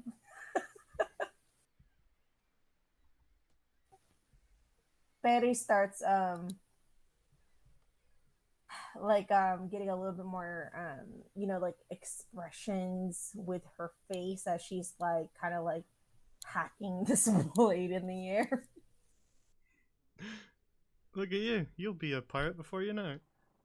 Great, wonderful. Is my expressions should I do it with more feeling? Yeah, try to look mean. Scare your opponents away. Perry has this like really just like funny smirk on her face. Like she thinks she looks like, she's got like a, mean smile, but instead she just looks super derpy.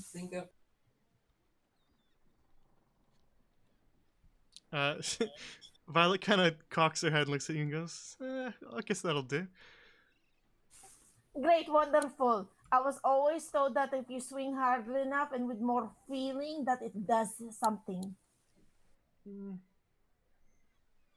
I guess so. You still gotta hit him with the weapon though, so work on your accuracy. Okay, great, wonderful. Well, thank you for that, wonderful Mrs. Captain. Well, I'm the first mate, not the captain, but I still think you're beautiful, Mrs. Captain, because you're driving ship. well, again, not the captain, but thanks for your compliments. Okay, thank you. Perry skips off because she's like so happy, and this time she skips off with her weapon in hand.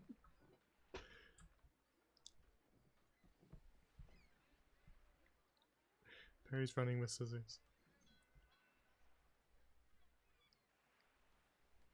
Alright, then if there's nothing else to take care of, we can end this day. I know that Fox wanted to do something at nightfall. Yes, please. So say the words and I can turn off the light switch if nobody else has anything else they want to resolve.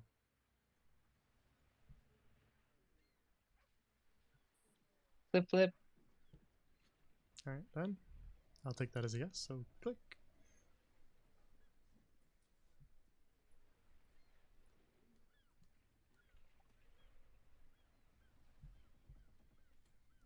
I know it's late, guys.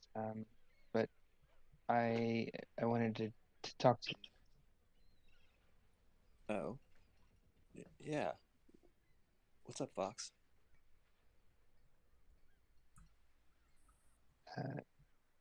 Ender, you asked me at the beginning of this journey, um, about my home, um, and there's more to it than that. Um, so don't really know how to start. Um,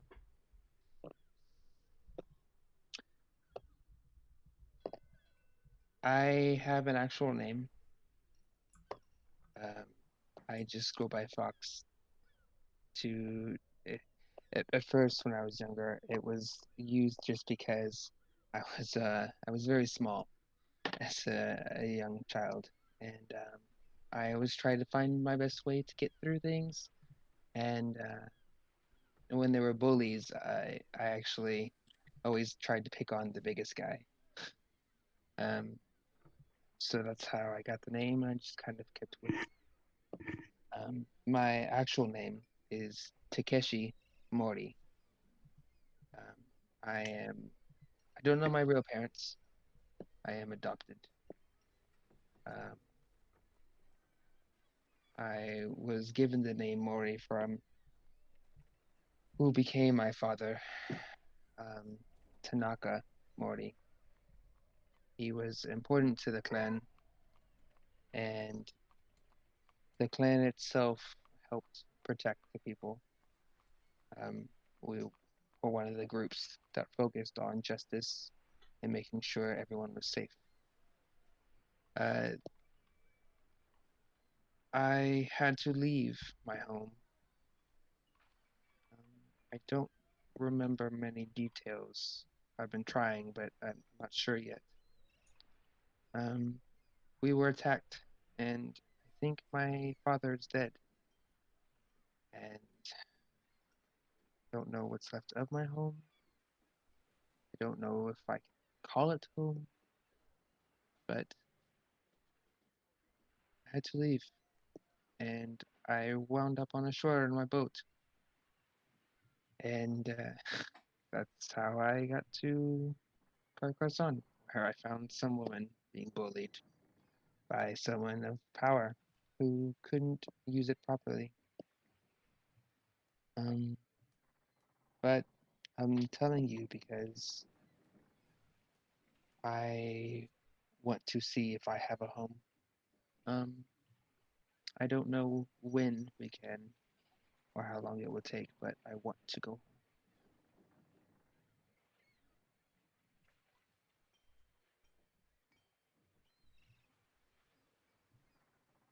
Wow.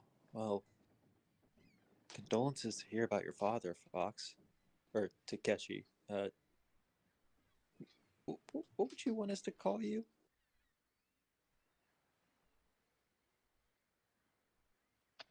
I don't know. Um, I my family always called me Tuck, so um, you don't have to call me Fox. Um, well, you can. I understand that's how you know me, and that's what you know of me. Um, so I'll leave it to you guys. Um, I'm sorry for keeping this. I know secrets can sometimes break people. No, it's understandable why you hold on to that one. Well, I mean, since we're revealing names, I guess my name's not Ender either. Well, I mean, kind of. It's not my real full birth name. It's actually Lavender.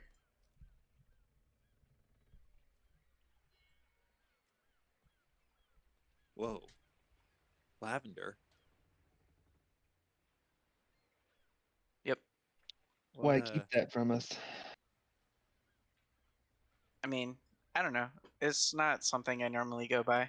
It's more like a family thing. So I just go by Ender or I just present myself as Ender for most people.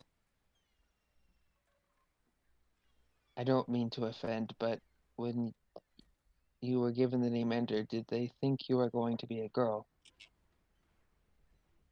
Huh? You mean Lavender? Yes, it just seems like a very feminine name. No, it's more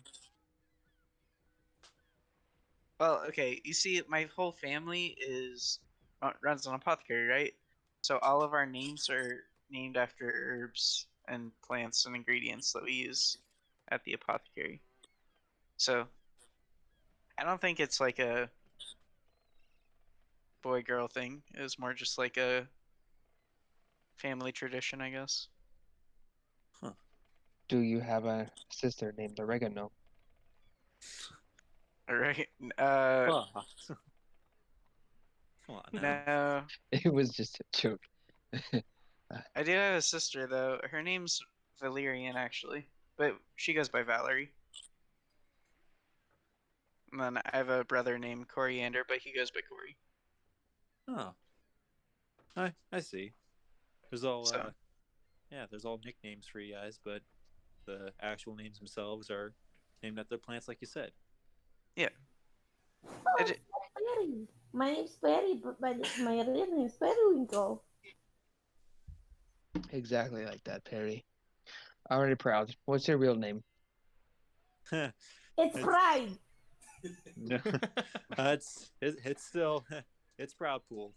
No name reveal for me, unfortunately. Wow, that was a plot twist. Yeah. Well, Periwinkle Spruce. Are you secretly Ender's long lost cousin?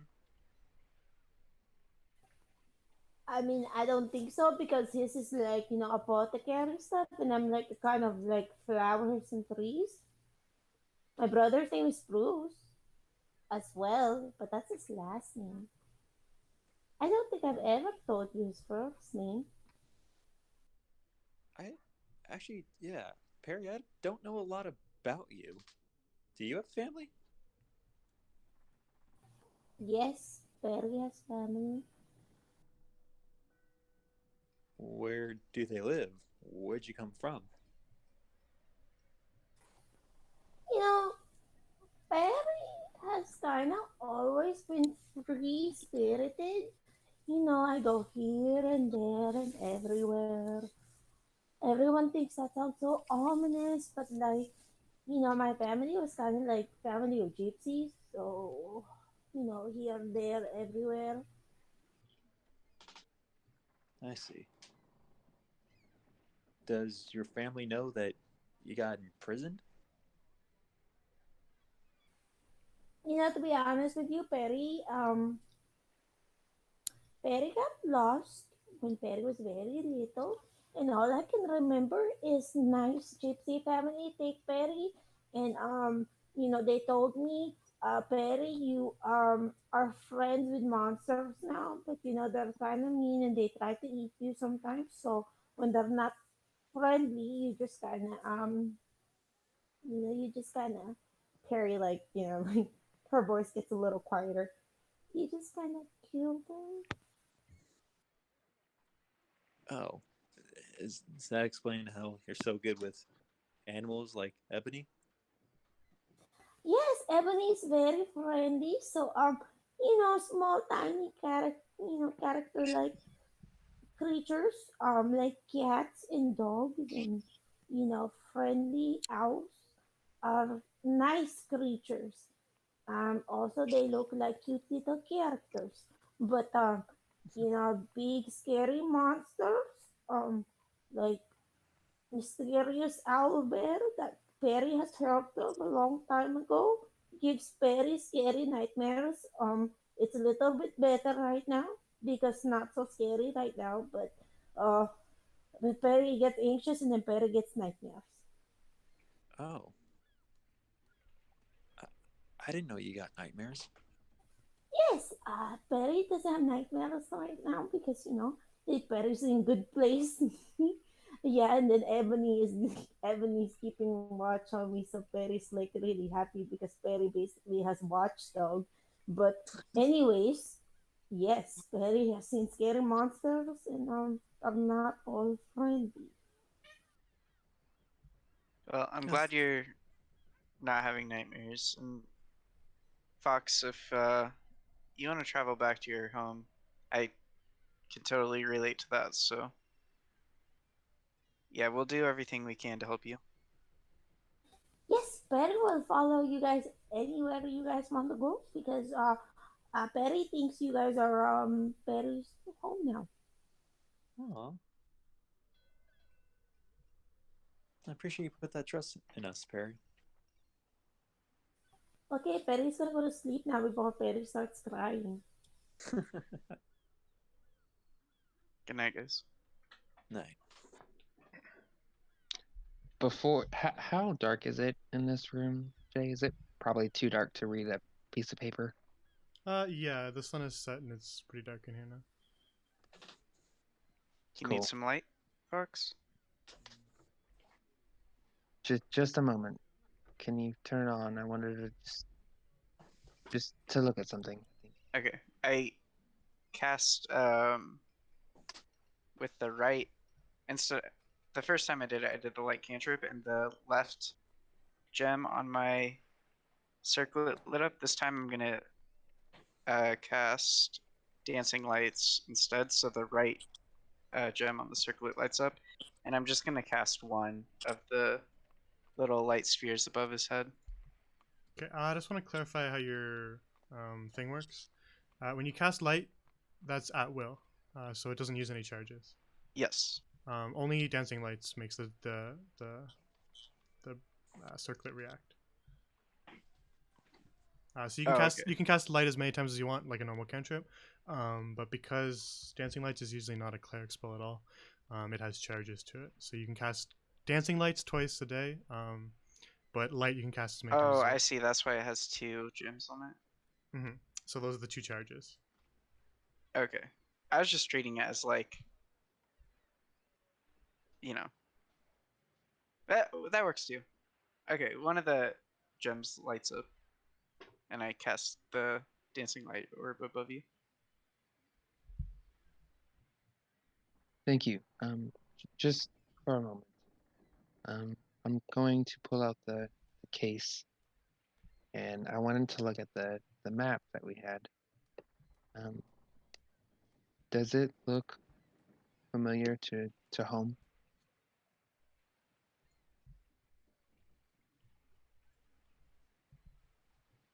None of these islands are the shape of your home.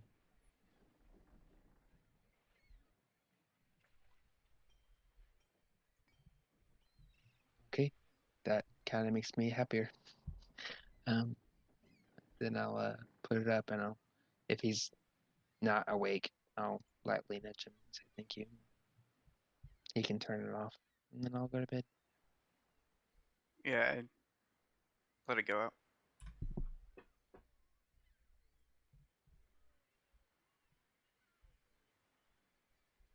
All right, so heading off to sleep then. Yep. Okay. You hear like the footsteps on the deck of the ship kind of eventually die down, and some people sneak by you on the stairs to head to their bunks. As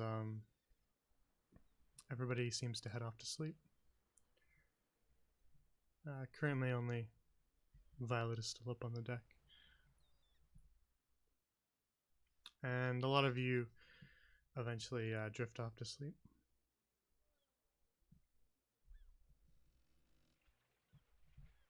I'm gonna take a quick bathroom break.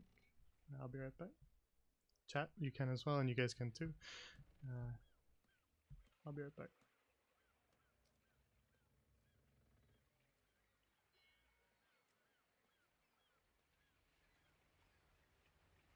All right, Lucens time. Do you guys want to light the ship on fire while Jay's gone?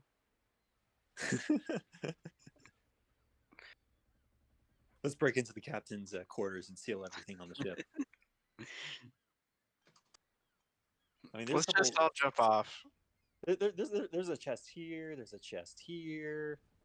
Let's see what else we got. They said they weren't fighters, so let's see. Oh, there's probably tons of stuff we can steal from here. Like there's something in here. Oh, there's a big chest right there. Oh, look, a rug. There's probably something under there. Look, there's something over here. I'm just saying. We go upstairs and we just like attack Violet and turn the ship towards wherever we think that Fox's home is. We have to go to his home now. He told us everything. For Takashi. Sorry, for who? Takashi. Isn't that the name? yeah, that's my name. Takeshi. Okay. I thought I got it right.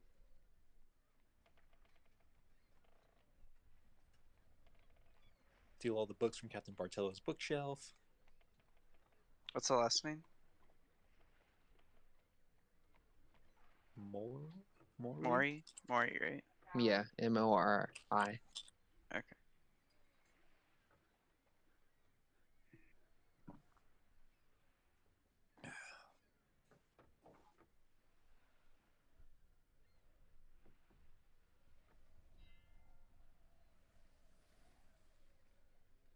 I really thought we were about to fight a giant shark.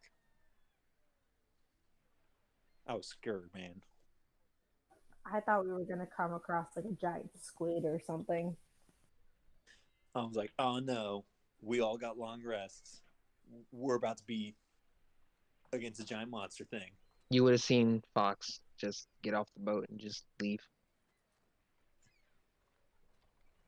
Is Fox actually proficient with the longsword, or was that for roleplay? No, he is proficient, but I wanted to roleplay it because Yeah. long swords and katanas are similar but very different. Yeah. So And I'm assuming the same thing then with parry and the scimitars. Actually, I'm pretty sure that Perry is proficient in them. I have to double check. Rangers have they're proficient with simple and martial weapons. Yes, I'm pretty sure I made myself proficient in them, and that's why I wanted them because I previously had scimitars before I went into prison. Oh, finally getting some of our stuff back. Yes, slowly but surely. Also, I figured, being a gypsy, Perry should probably be, proficient in quite a bunch of weapons. So that's where that comes from. Understandable. If anyone's wondering. Why Well, I'm proficient with the light hammer, guys. That's hilarious. You could actually cast light onto the hammer and then swing it. Oh my gosh. Are you Thor? I mean, we gave you a mohawk. You're like Thor part 3? When he shaved off his beard and his long hair. Wait, does that mean that like by the end of this campaign I'm gonna be fat and a drunk? I mean, and you're gonna have dreads. maybe if you get rejected again by some beach babes, yeah. And Then you're you gonna be really will keeping- look homeless. I mean, you already have a younger brother. Corey could be Liam Hemsworth. Oh my gosh. All right, I'm back.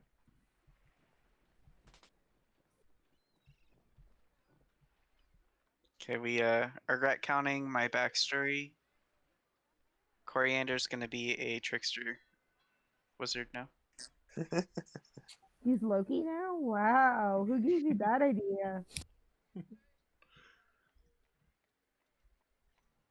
All right. So a lot of you drift off to sleep. You're not sure how much sleep you got before you hear. All right, everyone up! Everybody, all hands on deck! Oh no! Oh, that's not good. And a loud bell is ringing. All right. Perry's awake. Perry's awake. Ender falls out of the hammock. Okay. Poole jumps. Fox will go help up Ender. Poole jumps to attention and is trying to get above deck. All right. Fox grabs his longsword and he'll head up. You guys are the closest, so I'll say you all get up there first. You run out of this door here, Proud. And the ringing and the shouting is coming from kind of behind you up where Violet is at the helm. But in front of you guys, you see on the far end of the ship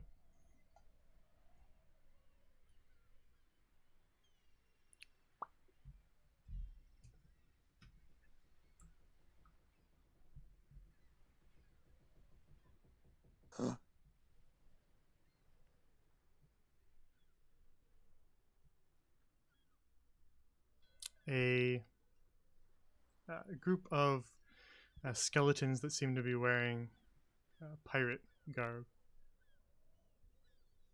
What the hell is this?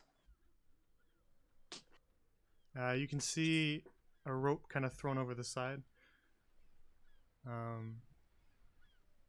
And they seem ready to attack. So roll initiative.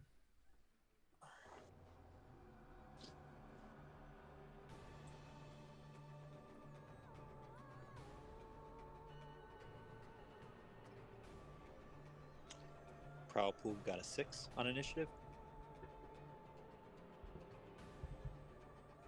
— 17. Harry got a 5.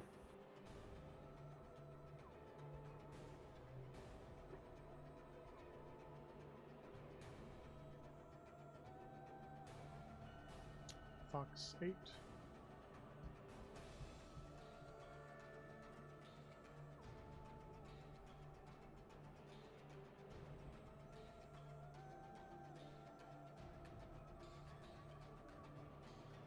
Man, that awkward encounter when your cleric goes before everyone else. Hey, this is a good encounter for that to happen, though. True.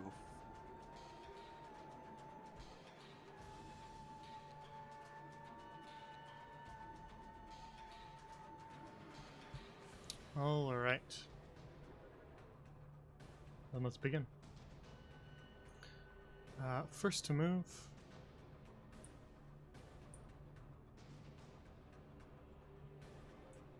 is one of the skeletons wearing a hood and holding a bow. It runs down the staircase off to your right on the starboard side and draws an arrow back and fires at you, Proud.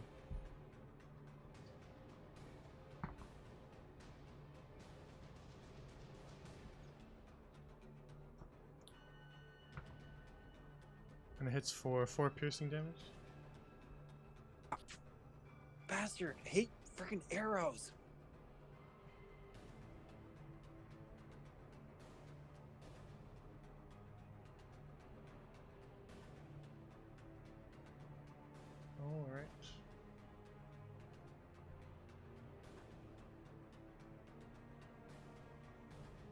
Alright. Then next up is Ender. Okay. I'm gonna run forward as far as I can. 1, 2, 3, 4, 5, 6. And then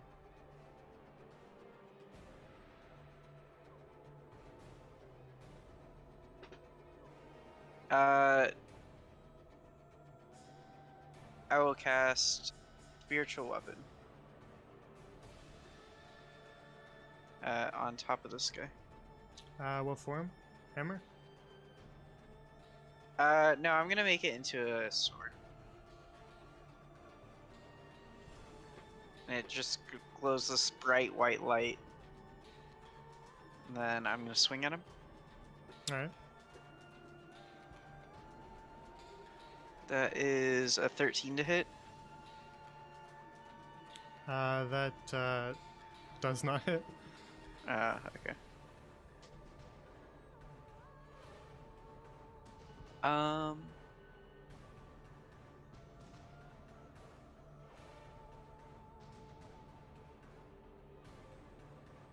Okay, that was my bonus action to do. And then I'll use Sacred Flame as my cantrip spell I can use. On that one as well. Yeah, same guy. Okay. So that is a Dex save of 13. He fails it.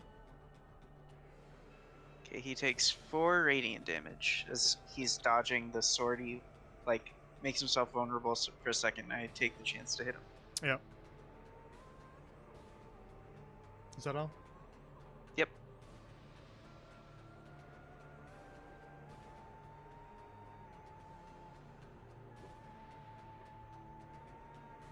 Alright.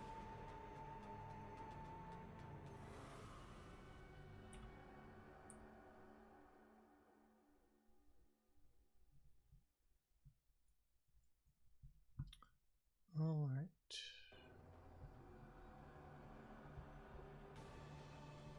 The other skeleton with a bow runs kind of partially down the staircase and draws to fire at you as well, Ender. Or sorry, as at Ender this time. Okay. Seeing that you're moving closer, it picks you as the closest target. And that's going to hit. Which I imagine you're expecting.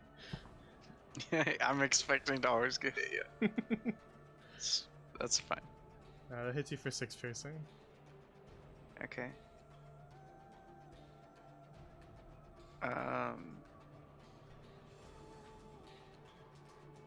Do you have something to say? Yeah, I rolled a 18 for my con save for spiritual weapon. Okay.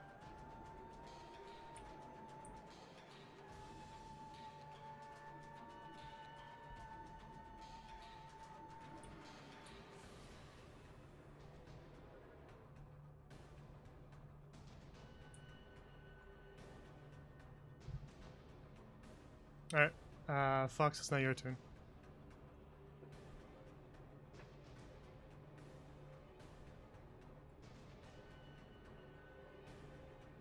Great.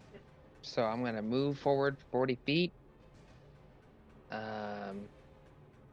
And then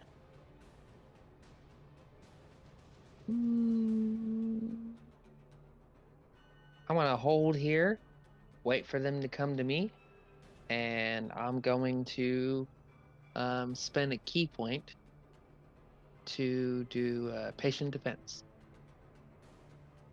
Alright. Just to remind me. If that's all, then it is now Proud's turn. Okay. 1, 2, 3, 4, 5. Or 1, 2, 3, 4, 5. Okay, so I'll use my 30 feet of movement to move here. And then I will use I will have the dodge action Okay. ready. And that will be my turn.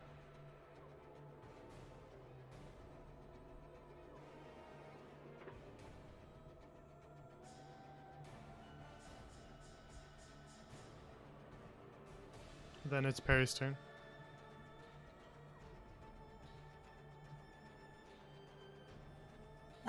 Perry wants to shoot to the guy with the skeleton that's closest. Which one? Just hold down, click. This one or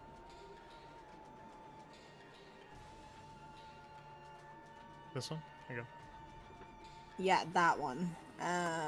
Let me roll.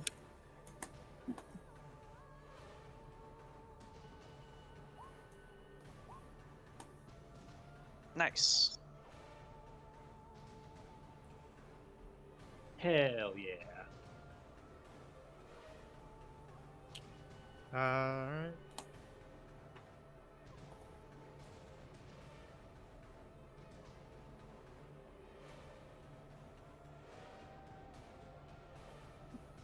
Does it hit?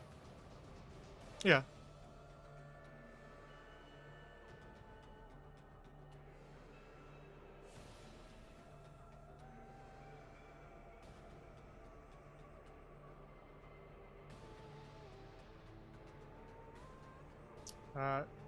Just to help me out, you guys can call out your numbers just so that I'm not always in that tab. Yeah. It's a 3. Okay.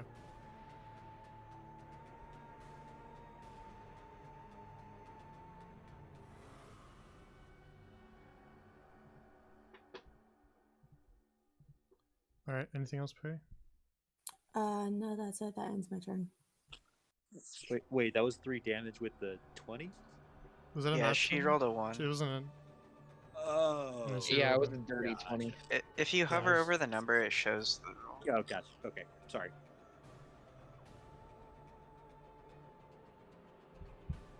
All right.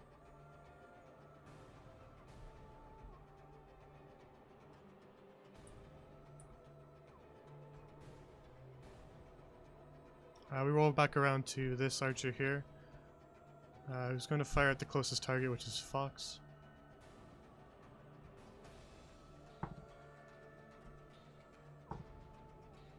And he's going to miss. The arrow sails past you, and you manage to duck out of the way, Fox. Ender? Okay, I run forward another 30 feet. And then I hold my holy symbol, and I'm just gonna shout out, Brava doesn't like your kind. And then I just like say a small prayer to Brava and use my channel divinity to turn undead. Okay. You see them all kind of like shield their eyes as holy light emanates out of your amulet. Okay, they all have to make a wisdom saving throw of 13. All right, let's go through them all. Then. And yeah, all of them are within 30 feet, so. Everybody fails. Just kidding. That'd be nice. Meanwhile, Jay with 60 20s, wondering if he has enough. All right. I'm gonna mark them all just so I can remember who failed. What's a good symbol for turned? Big red X. We'll use this one for now. Failed.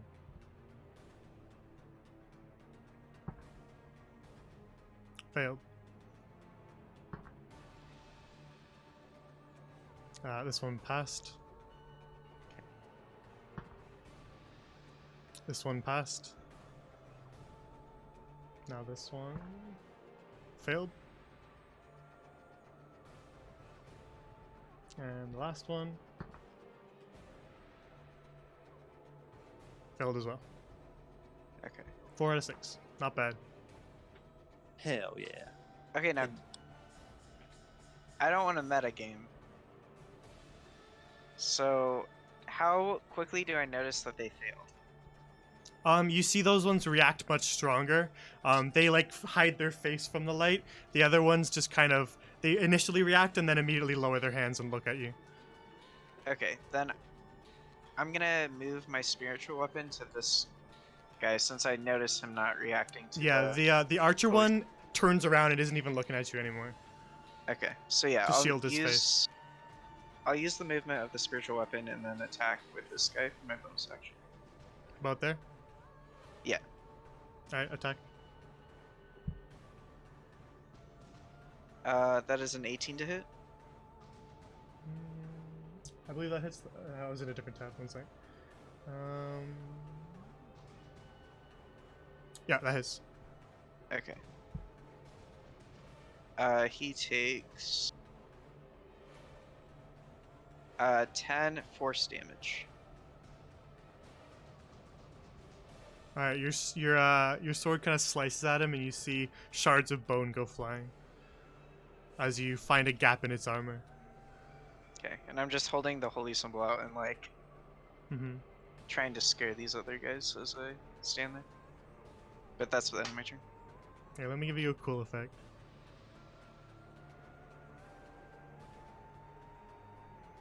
Just for flavor. Nice.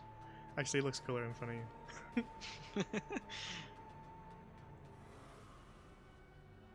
All right. Then we arrive at this skeletal archer's turn, which is going to use its turn to run back over here and jump overboard back into the boat that's sitting there.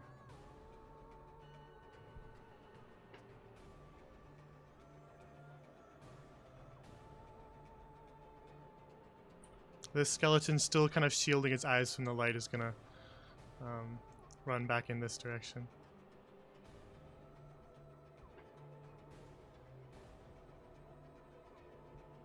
This skeleton is going to jump overboard as well.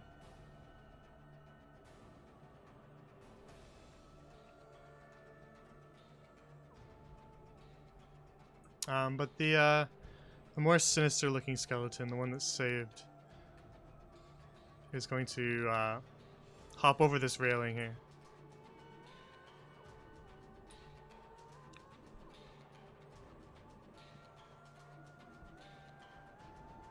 It's going to take a swipe at you with its sword here. I'm like holding a holy symbol out in front of me as he's like running at me, and then I realize like, oh shit, he's not stopping.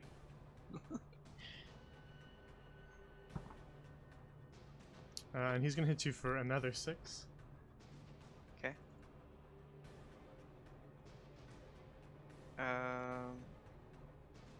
I rolled a 12 for my concert. Okay. Fox, it's now your turn.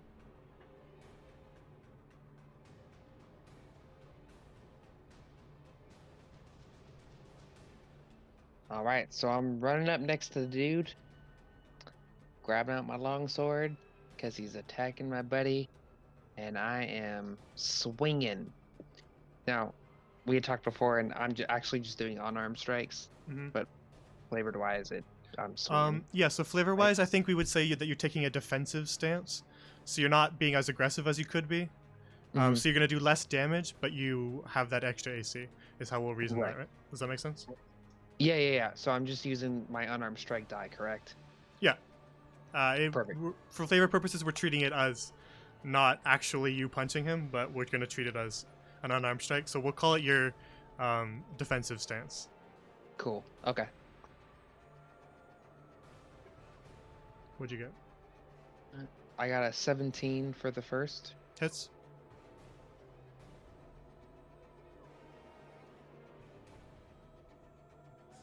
Seven damage. Alright. And then I will spend a key point to flurry of blows and Cool. swipe twice. Go for it.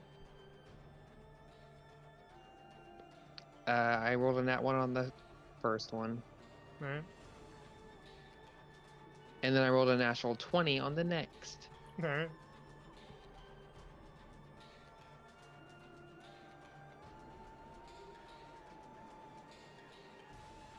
Uh, 9 damage for the last hit. Alright, so you run up to the stronger looking skeleton pirate and slice at it and send some shards of bone flying. And then as it reels back, your second strike misses, but your third makes its mark and catches a bit of a vulnerable point. And you see more shards of bone go flying. The skeleton pirate, however, is still standing on his feet. Okay, and that's it for me. Then it's Prow's turn.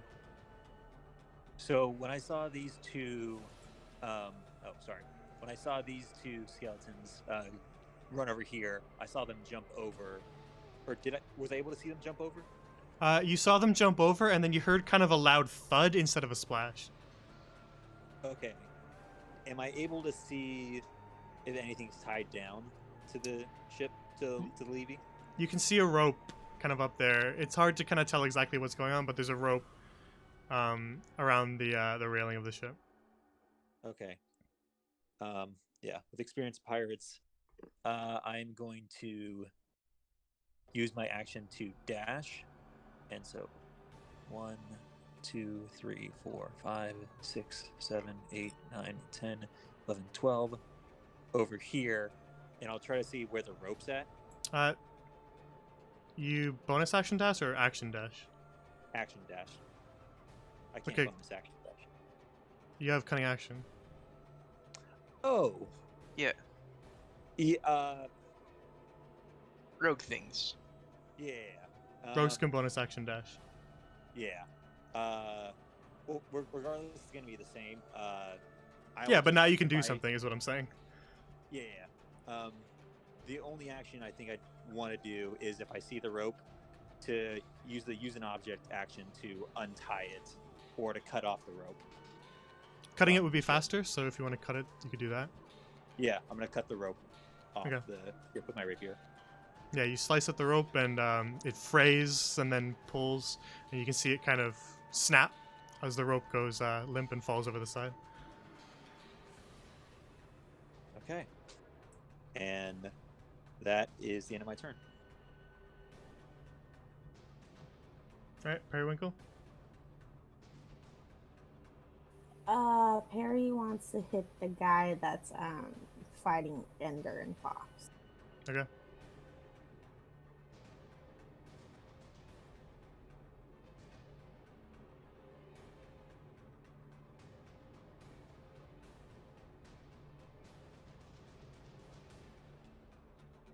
Yeah, let's have Perry face the right way. What'd you roll? Sorry. Keep forgetting that you're It's a doing it. 19. Hits.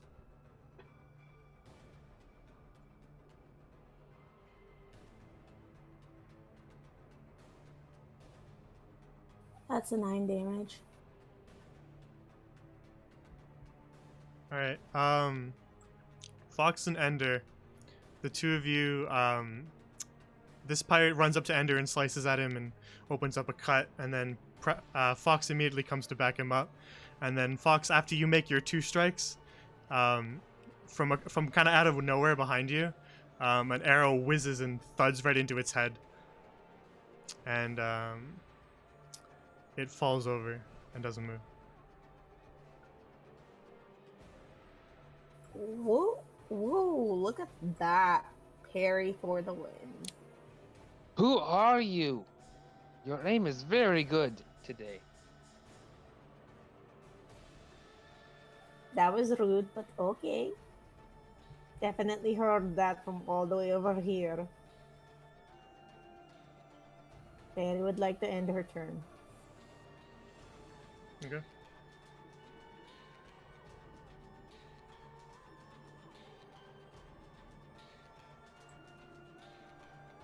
The more heavily armored skeleton pirate is going to run up to you, Fox, and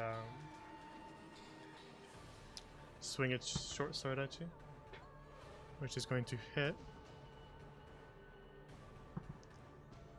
for 5 piercing damage as he stabs at you.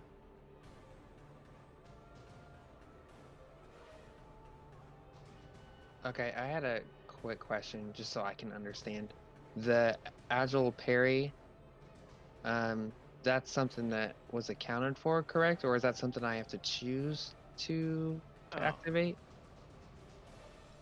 Your agile parry in regards to... hang on, let me So pull it agile up. parry says that if you make an Yeah. unarmed strike as a part of the action and you're holding a Kenzie weapon, you gain a +2 bonus to your AC until the start of your next turn. Yeah. So is that something that was already applied? Yeah, I applied it. He just rolled really high. Cool. I was just curious because I wasn't sure if that was something. Yeah, I just it's a wanted +2 to your AC, so you sit at 18 when you do that. Okay, cool. He just rolls really high. That I figured. I just wanted to ask. Thank you. No worries. It's good to straighten that out. Yeah, so I said 5 piercing. Okay, I just realized I don't need to be rolling concentration checks because spiritual weapon isn't concentration. That's Correct. surprising.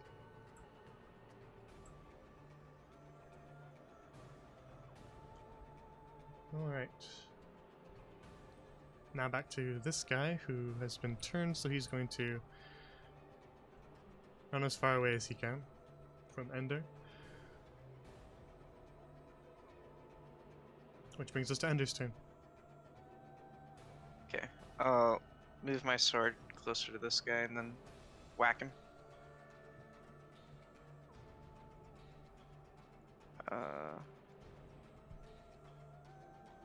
That is a 17. That does not hit. Oh wow. Okay.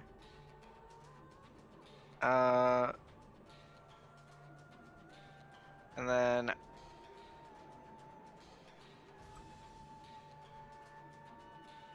I will use another Sacred Flame. Okay. Just kind of like lean over Fox's right shoulder and light him up. He fails it. Okay. He takes 4 radiant damage. Alright, you hear kind of a hiss as the more heavily armored skeleton just kind of bursts into radiant flame and falls over. Okay. And then I'll use my movement to chase these guys with my holy symbol. You get back here! You sound like an old man. Get off my lawn as you chase him. That's right.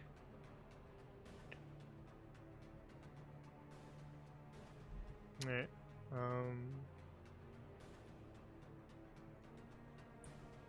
Get off my deck, you're gonna mess up the varnish. I think this skeleton is actually just gonna jump overboard, as that seems to be the closest option for him. Nice. You hear kind of a splash after it jumps over the side.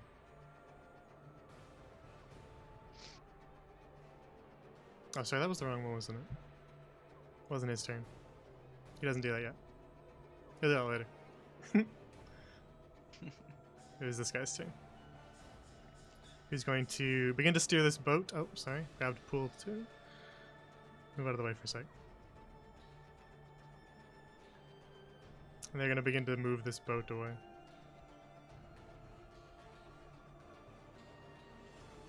That's right, and don't come back here. This guy is going to jump overboard.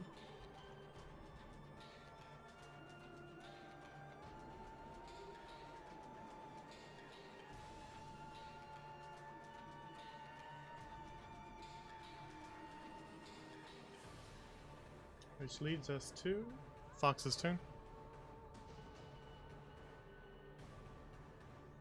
Okay, so let me check my movement real fast.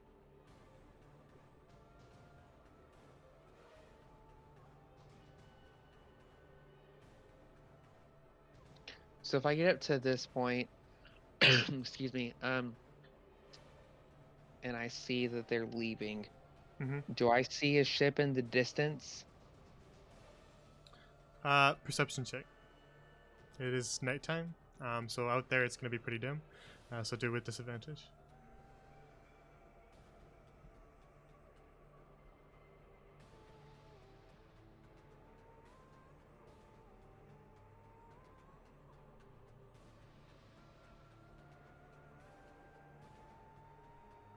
Sorry, did you roll in? No, Oh, sorry, okay. I was sorry.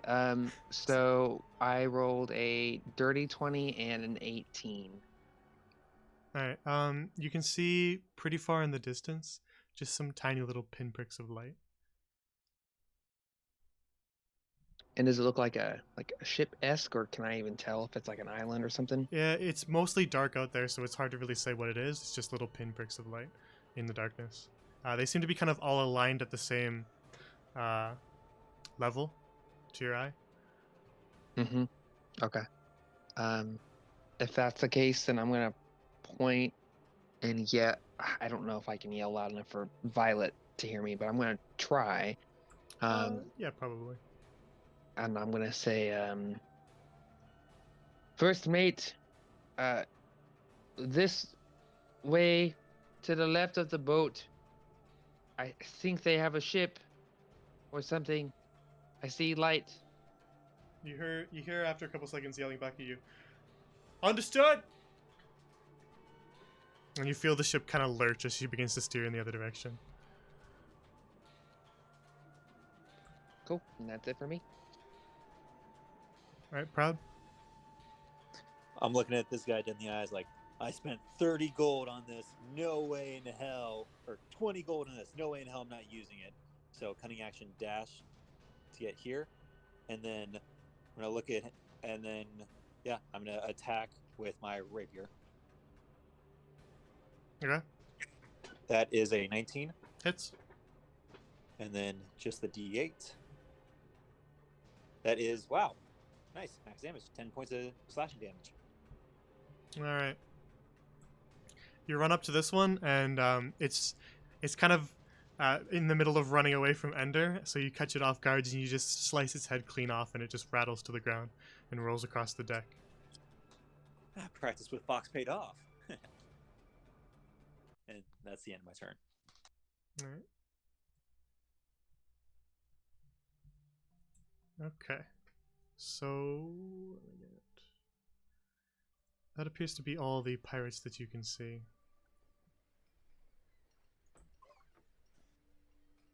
Can on I board go? your ship. Can I go prep cannons because I saw those people? I just want to be prepared in case, and I'll just prep the 2 left ones. Okay. Looting bodies. Or searching them.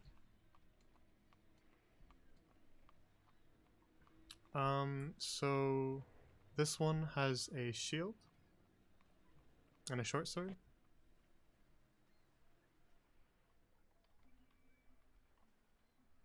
But the armor it's wearing is kind of rusted, grimy, and borderline unusable. Just kind of in shambles. And the leader, let me double check, has another short sword on it, as well as some standard sort of piratey leathers, and a belt with a gold buckle on it. And, you know, a cool hat too, proud. Well, I'm going to take the cool hat. I'm going to take the gold buckle. And collect the weapons for later. But I'll leave the armor alone. This one has a short bow too. And collect the short bow. And I don't know, let's say 3 arrows. Collect 3 arrows for Perry. Andrew, he came in clutch there. No, that was all Bravo.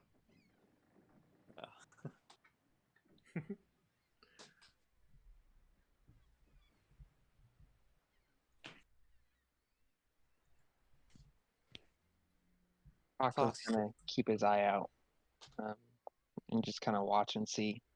Now that he knows that someone came in the dark, he just wants to be prepared so no one else gets hurt.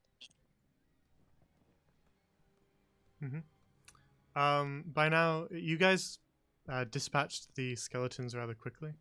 And so you kind of got up to the deck before anybody else even really rolled themselves out of bed. And that didn't really take long at all. It was only 3 rounds. So after a couple minutes of silence, Fox, you get some assistance with the cannons from Mr. Dreg. And you see Mr. Stilton climb back up to the crow's nest on the mast to look off in the distance.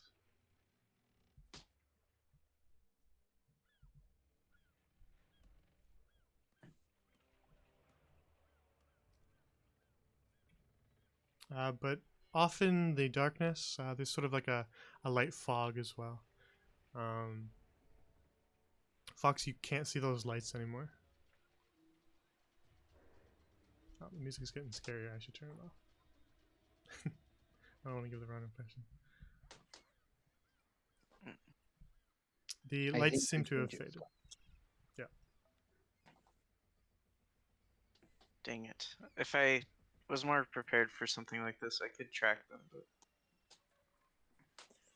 You could have been prepared for this.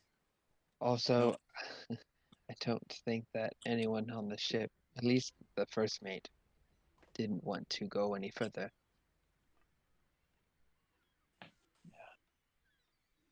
That's the important thing about the pirates. Just gotta get them off your ship and then go away. It's the best way to keep yourself alive. Yeah. Great job scaring basically everyone. That was very impressive. Yeah, I mean, you know, undead isn't a very friendly thing when you're talking about clerics of Bravo.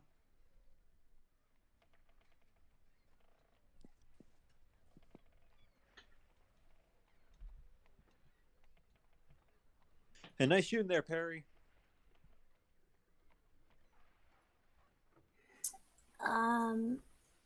Perry was just, doing Perry. You can't hear that, by the way. I'm just kind of like shook at what happened, saying that to myself.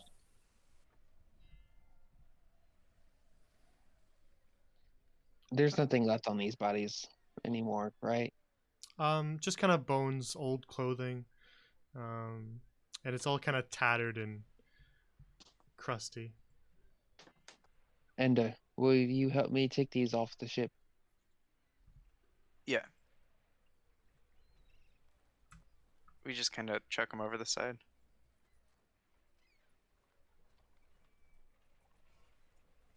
You hear them splash as you roll them over the side. Well, if they were pirates, at least we gave them a proper burial this time.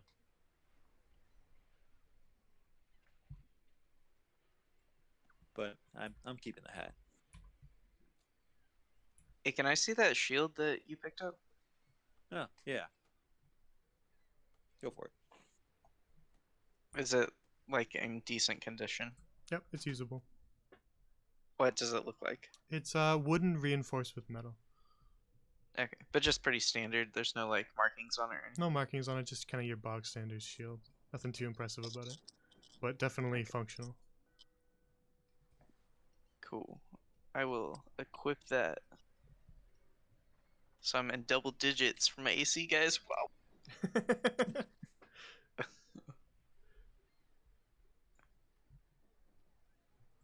Also, Ender, what was that sword? First time I've ever seen that. Yeah. Okay. So the sword that you guys saw, it was a long sword, and the hilt of it was this like sun, and then it had a bunch of different rays coming off the side of it. But the blade of the sword itself was like one of the rays from the sun, like extended extremely long to create the blade. Cool. Nice.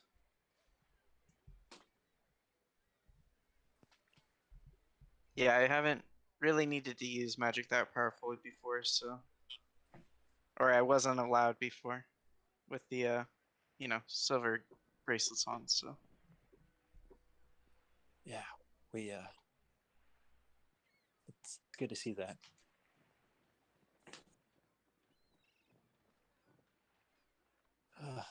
Well, if it's still nighttime, it might be a decent idea if we just keep watch. Yeah, maybe we can rotate shifts, because we didn't all exactly get a full night's rest. So. Yeah, that's a good idea. I can take first watch. I'll stay up with him if you and Perry want to go back to sleep. Don't have to tell me twice. Yes, Perry would like to go back to sleep.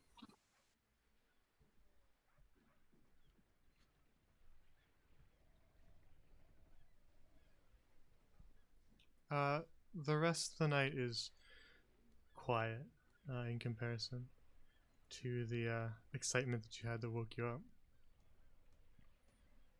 If you take some shifts to watch, and actually Mr. Stilton takes a watch as well so that you guys can sleep.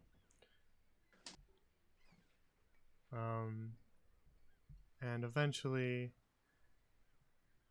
it is morning again.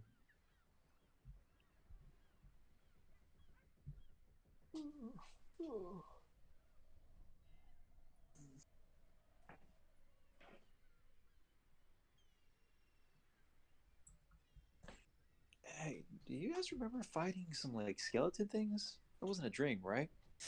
Ooh, no, arrow wound. That was not a dream. Okay, does that happen before or after we get the long rest after that combat, right? Yes, that's fine. You get a long rest. Okay. It happened kind of like, I don't know, maybe 1 in the morning, so you still got some time to sleep. Okay. We'll say you sleep in a little bit to get some extra hours. We are hitting 3 hours, but I if you guys are okay with it, I want to go just a little bit further. Sure. Yep, that's fine. Let's do it. All right.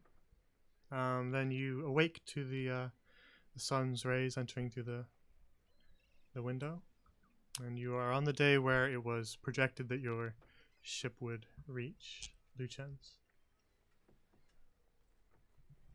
In the mornings along the journey we've been having, I've been going up to the bow of the ship and praying when the sun is up. Mhm. Especially this morning, just thanking Bravo for protecting us.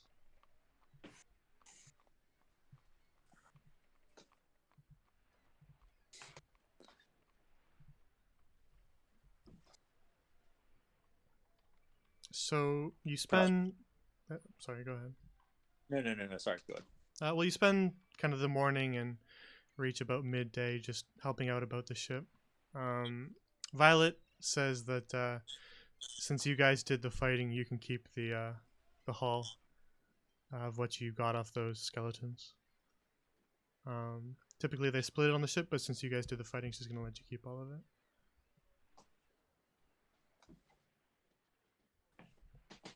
Thanks, Violet. Appreciate that, Cal. I'll make just gonna make notes. Did you add the shield for yourself, Andrew? I did. Great, thanks. I think it was just 2 short swords and a short bow and 3 arrows, and that was all we took. He also took a hat and a gold belt buckle. Yes, that is true. Buckle. Okay, just making notes of what you guys have. And Perry got the arrows. So you can add +3 to your arrows if you're keeping track of that. I was, thank you. I'm gonna put the gold belt buckle on. See if I look dapper. Yeah, not bad. It's like in the shape of like a gold coin with a skull and crossbones on the center of it. Oh, that definitely looks piratey. Yeah. Prop's definitely wearing that. He's gonna store the hat into his inventory. Okay.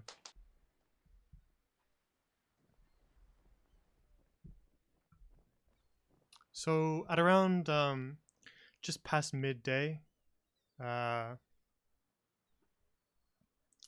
you hear Violet yell out, "Lanto!" And off in the distance, you can see along the coast, you can see sort of a city, that's sort of like built into the coastline. Much more. It's much larger than Drosus was, and where Drosus was made of wood, this one seems to be made more of stone. You can see in the distance that several canals kind of carve their way into the side of the city, as it sort of sits on these canals that line it. And Violet, from behind the helm, sees those of you who are on the deck and says, "There she is. That's Lucens."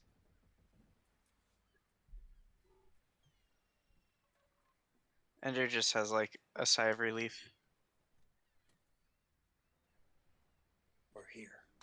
When we're looking out, is there any building that stands out that could be possibly like a mansion, like somewhere on a hill or just a very large area that kind of seems to one building? Not particularly from where you are. Most of what you can see seems to be the harbor and sort of the bit that kind of sits along the coastline. You can tell that the buildings kind of go back quite a ways, but you can't really see past most of them. You can see a couple ships that are kind of anchored off the shoreline, sort of out in the bay a bit. And they seem to just be kind of sitting there. They don't look like they're hostile at all. They don't have black sails or anything. No pirate flags. Seem to be merchant ships. Is there any like extremely prominent ship that we notice? Not really. No, they're about the size of the Lily Leeward. Relatively small ship, not huge galleons. Okay.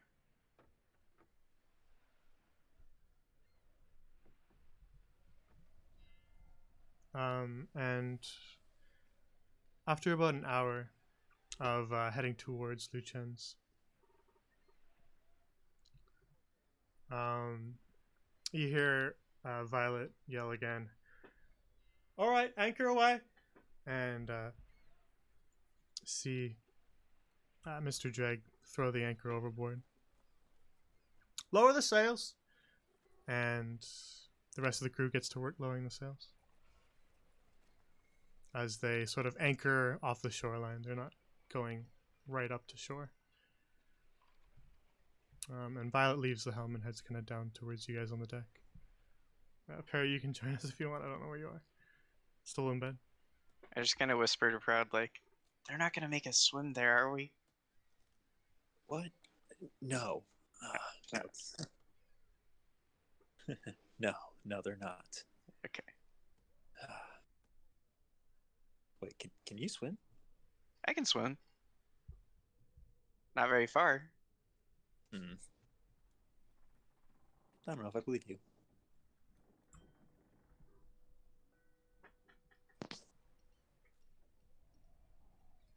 Violet walks over to the group and says, "Alright, well, we've got business in the harbors, but don't imagine it involves you, so if you've got your own things to attend to, you can take one of the lifeboats to shore."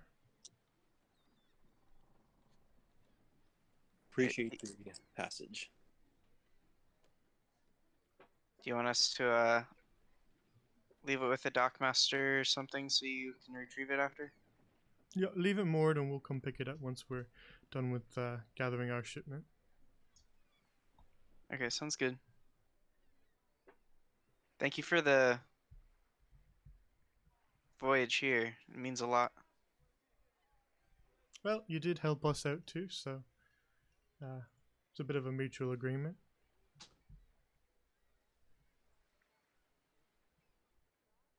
If you ever need help, maybe we'll see you again.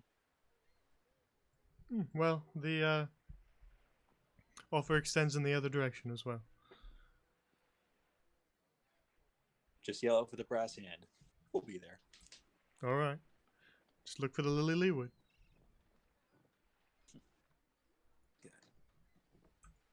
So they help you lower this larger lifeboat into the water and throw down a rope ladder.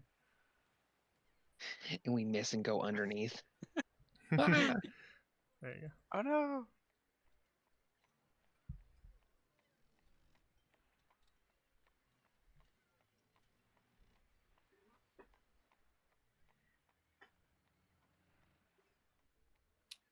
Perry, I'm assuming you go with them? Gotcha.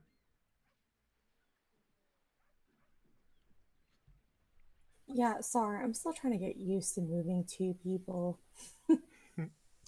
Focus on yourself, and I'll just, if I catch it, I'll move Ebony to follow you. Okay, cool. Alright, then you push off from the larger ship and begin to head away from the Lily Leeward. Hang on, I forgot to bring it back.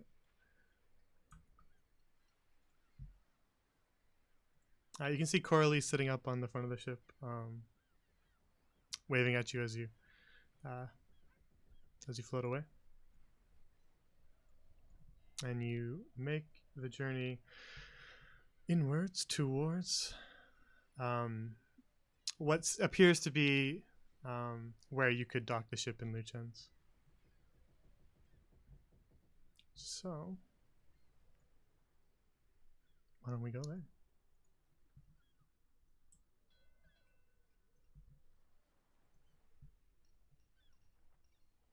Finally, to Lucens.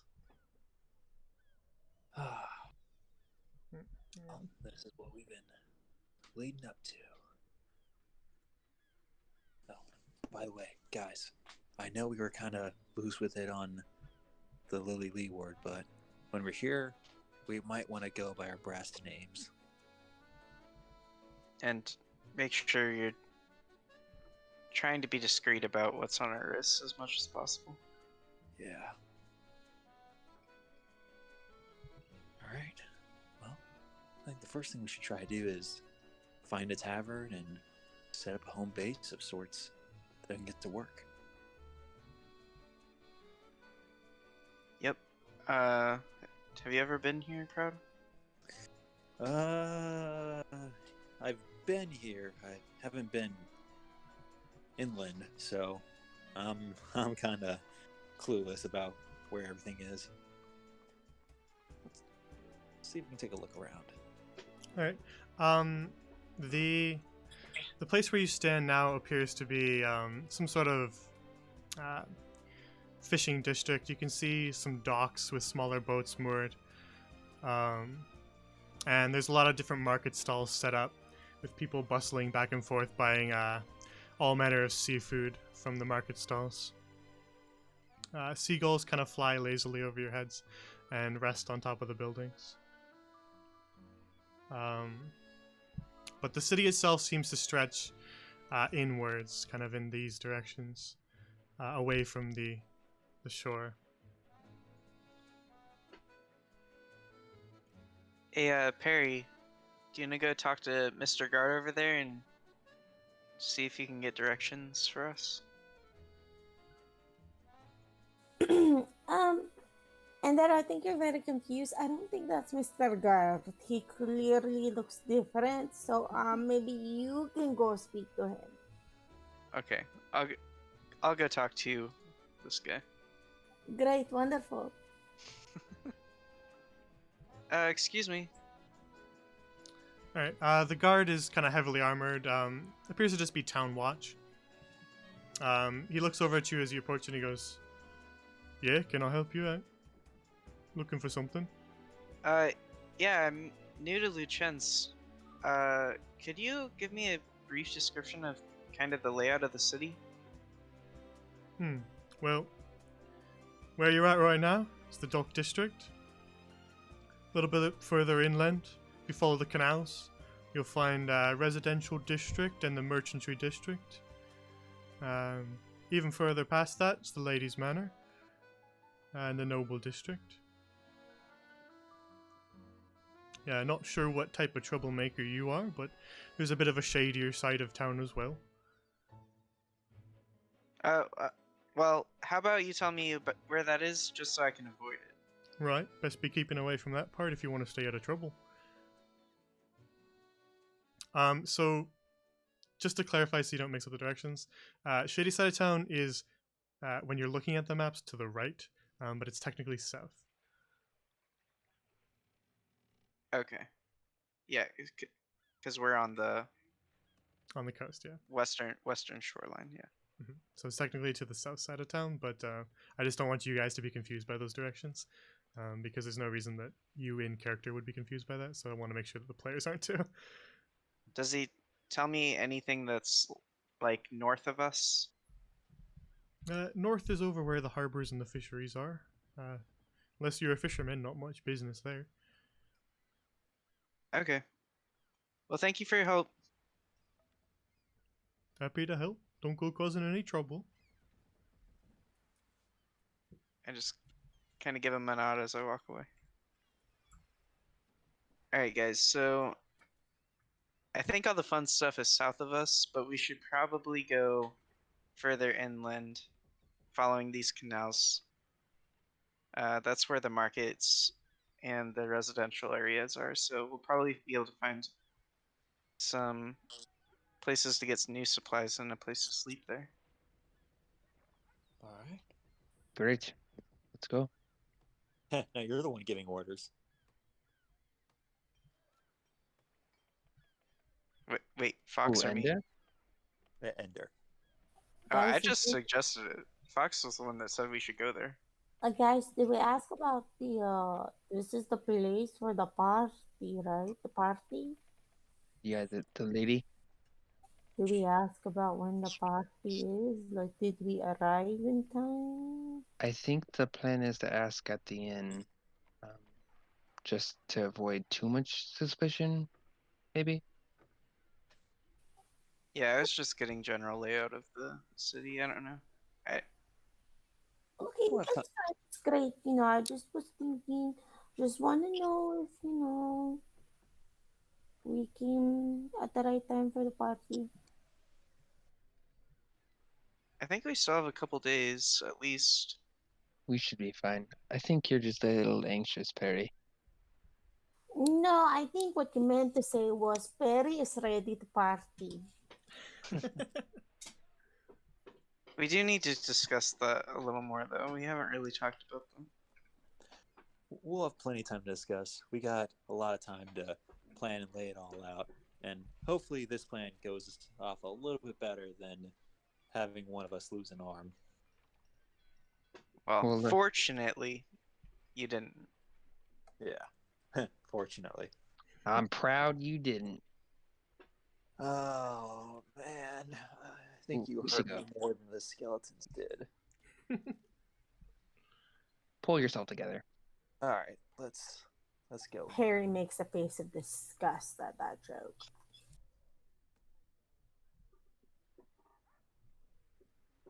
All right. You follow the canal down this way, passing by some small buildings that appear to just be maybe houses of some sort, and arrive.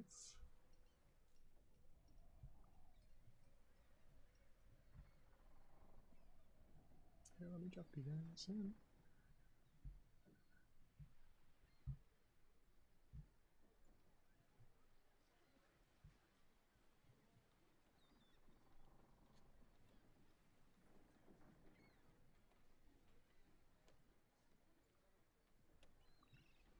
All right.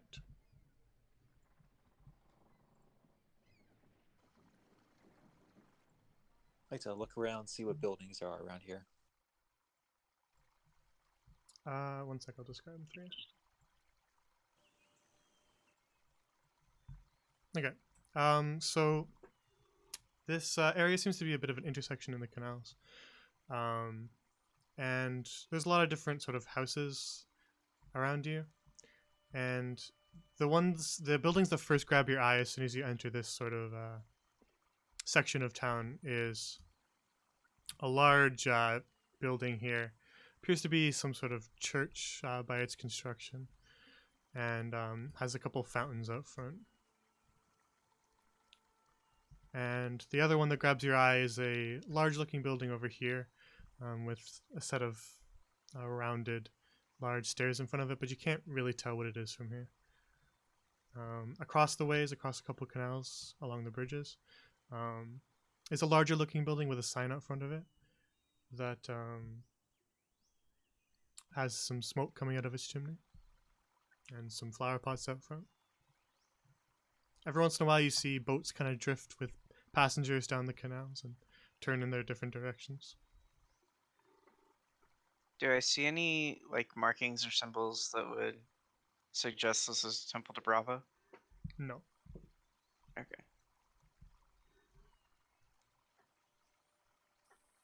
Do you guys just want to keep walking around and just see what we find? I think we should find out what each of these buildings are before we continue too much farther. I've got to guess as to what this is. That's fine. I'm just saying, like, this building, and I'm pointing to my right, looks like it might be somewhere we can stay. Just a hunch. Maybe we should just continue. It seemed pretty easy. Well, let's.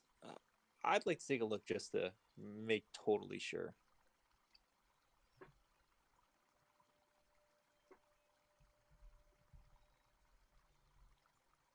if that's all right. Yep. Yes, Lead the sir. way. Yes, sir, Captain. There you go. Now you're starting to learn. You cross the Fuck you. bridges over the canals. The boats kind of pass underneath you. As you get closer, you can see the sign out front, which reads La Sala Mielata. Sala Mielata. That's Do right. We're in Italian town now. we know that language? It's a dialect that you guys wouldn't particularly recognize. Okay. It's a Lucens specific dialect. I just kind of fall back to where Fox is. Hey, do you think if we keep feeding his ego, his head will get so big that it explodes? Well, if his arm can explode, I'm sure his head can.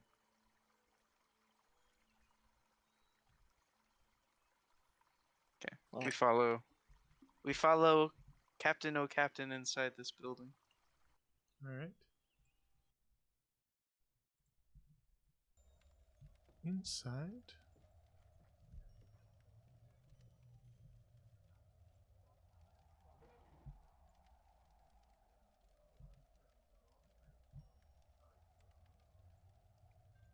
The windows to this building are tinted yellow slightly, which gives the whole building a bit of a golden glow.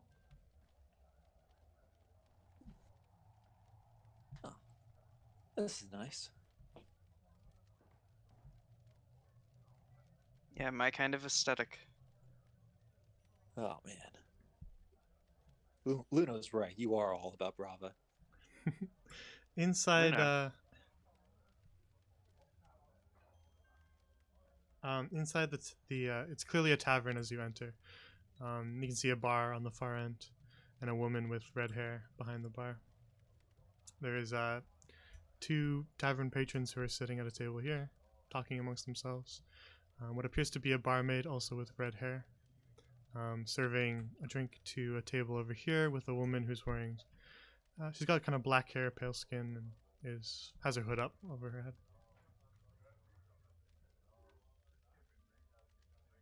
All right. Well, I'm gonna go check out the rates of the room, see if there's any available, and try to grab at least 2 for us. How many days do we have until the ball? Are you asking me? Yeah. I didn't give you guys an exact time.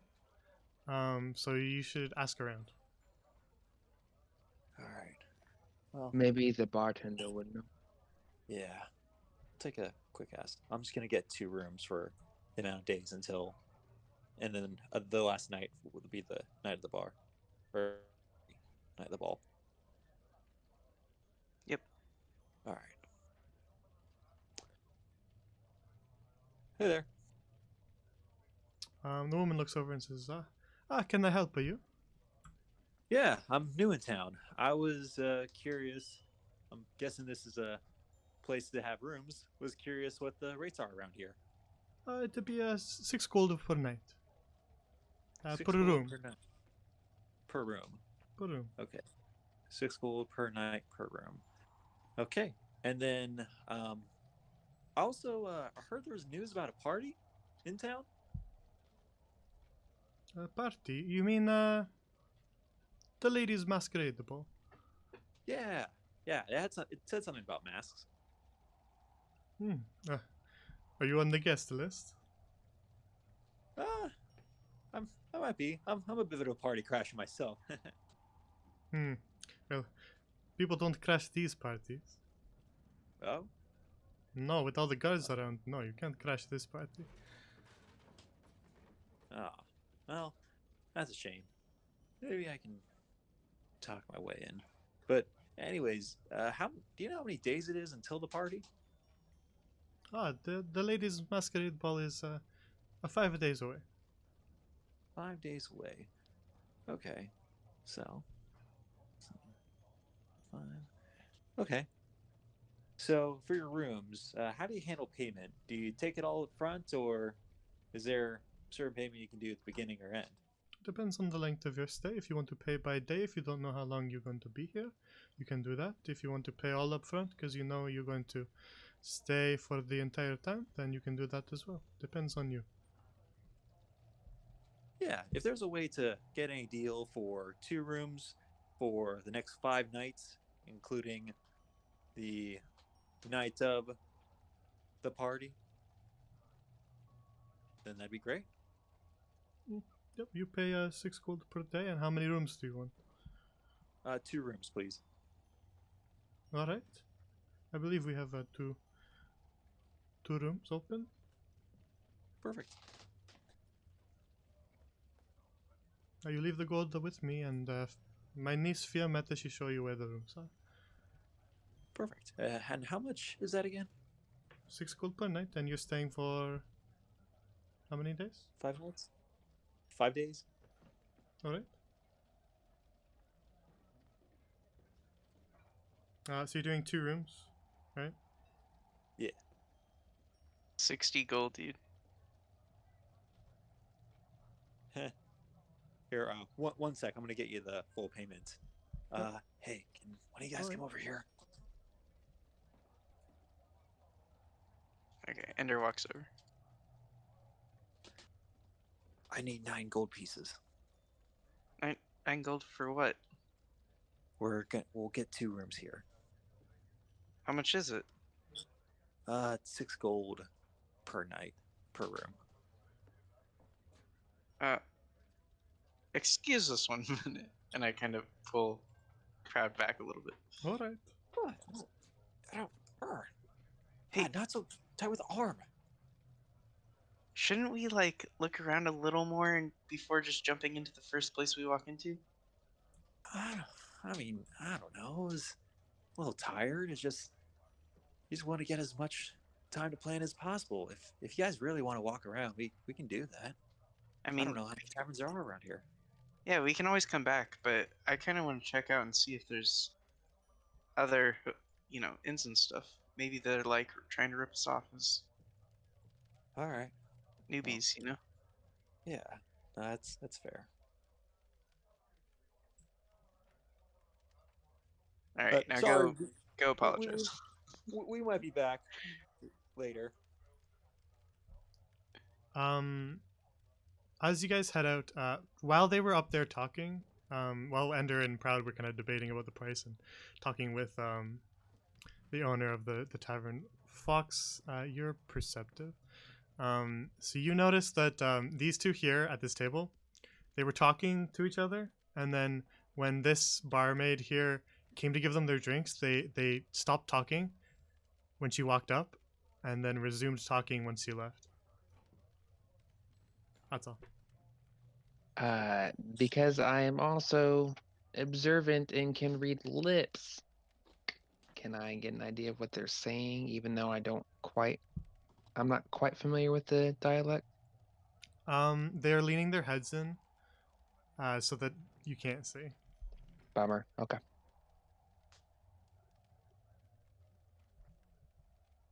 But they're definitely talking about something that they don't want anybody else to know about.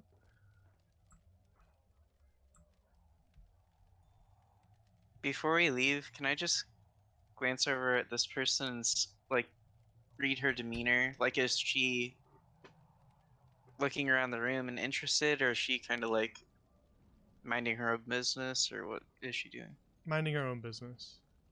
She doesn't seem to be Okay. too concerned with anybody else. She barely even looked at you guys when you walked in. Is she, like, reading or anything, or, like... She's looking at the fireplace. Okay. It's kind of cool. Guys, we're gonna look around and then maybe we'll come back if this is our only option, but it's pretty expensive. Oh, so we're going with my idea. Great. Well, actually, I think it's more Ender's idea. So I don't know why you're taking credit for it, Fox. Well, Captain, I do recall that you said, "Oh, I want to go into the inn," and I suggested maybe that we look around. That's fine. That's fine. It's fine, MF. You know, a good captain listens to the majority. Good captain knows how to give out orders. It's all good captains for. So do you guys want to just go? Do we want to go towards the church, or this building, this round step building? Yeah, we can we can go into this building that's closer to us and then head to the church after. See what's. I mean, it's all new, right? We're gonna probably explore everything. See what is around us.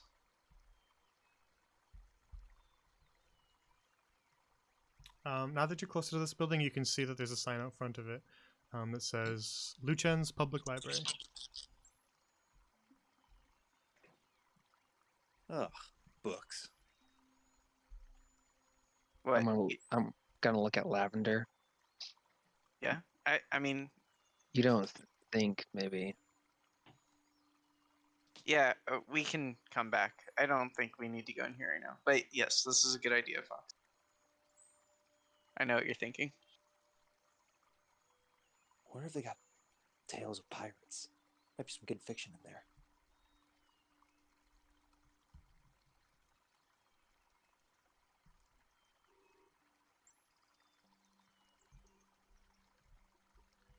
This building here has carved across the entrance, like above the doorway, says Church of the Holy River. Would I know what that means? No, not to you. Okay. Well, It's just the name of the church. I've got a feeling I know what deity this church is for. Who's that? Well, Carcassonne is close enough to the water that Seneschal is probably the deity that everyone worships around here. I don't know how deep they worship her, but I'm sure she's the primary one.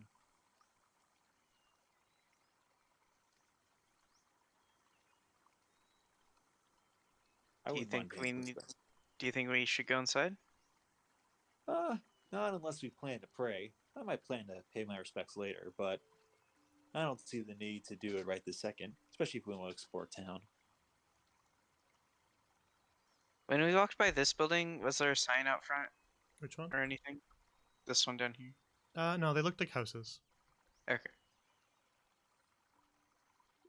Yeah, let's just keep heading this direction, I guess.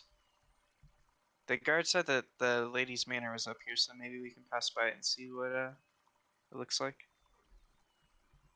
All right. Lead the way, Captain. Ring. As you head in this direction, the houses start to look a little more upscale and nicer.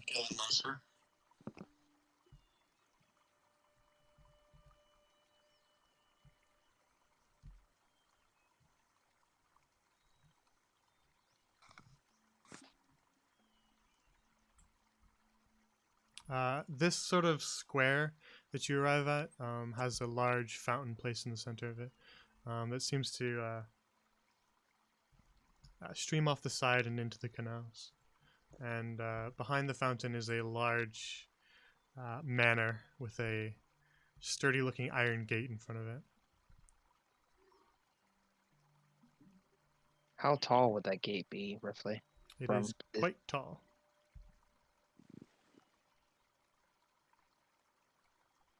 It's a tall iron gate with spikes at the top of it to deter anyone from trying to climb over it. There's a nice bench that's been placed out front of the fountain with some flower pots nearby. If I look in the fountain, are there any coins? Yeah, there's some copper pieces tossed in there. Okay. He's about to pull a hearth and home and take every single coin out of the fountain. Yeah, right in front of all these guards. That wouldn't go. That would go super well. Isn't this nice? Town's beautiful. Do I see any other like businesses around here, or is it all just residential? There are other sort of like ritzy looking houses. This is clearly like at the noble district of town. So there aren't many businesses around this part. It's mostly housing. of larger. None of them are as large as the manor, but they're much nicer, richer looking houses. So when I was talking to the guard earlier, he said that to the south of us there was a more grittier district.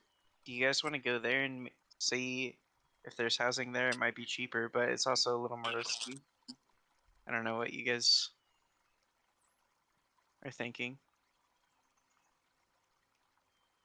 Personally, I just want to get a layout of the whole place. So I want to see the markets and everything.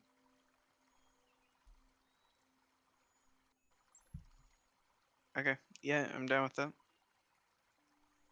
You said the shady side was south, so Yeah. let's go north. Okay. Yeah, we can circle back.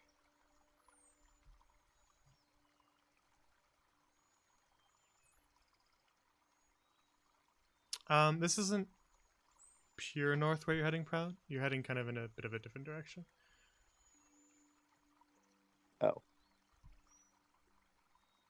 You're continuing into more of the noble district, but you can go that direction if you want. Just, I don't know what you were looking for, but I just was letting you know that you're still within the noble district.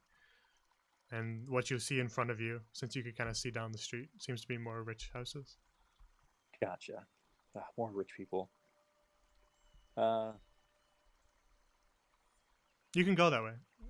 Yeah. I have a map prepared for that direction. I just was letting you know. I wasn't sure what you guys were particularly looking for. I know you're talking about the merchantry district, so I don't know. We'll head like We could go to that the way. north just- end of the harbor is probably where we'd like to go. Or like if there's something north of the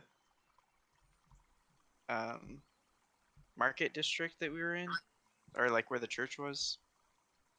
I don't know. Yeah, I don't know what the layout of the city is like exactly, so.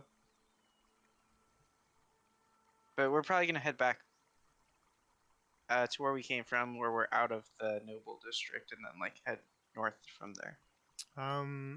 Well, you're currently not heading back in the direction you came from if this is where you're going. Yeah, we'll go this way. This would be where you came from, kind of off towards the south of town, but this over here is a different path. Okay, we'll take this one. I'll draw you guys like a rough map of it to show you because I get that it's a little confusing when they're maps like these. I'll draw you like an overview of it just so you can see where to go. Okay. Once you kind of explore around, I'll draw you up a nicer maps to give you the feeling like you know where everything is. Because if you explore, you would. So if you're heading down that direction, then you arrive here.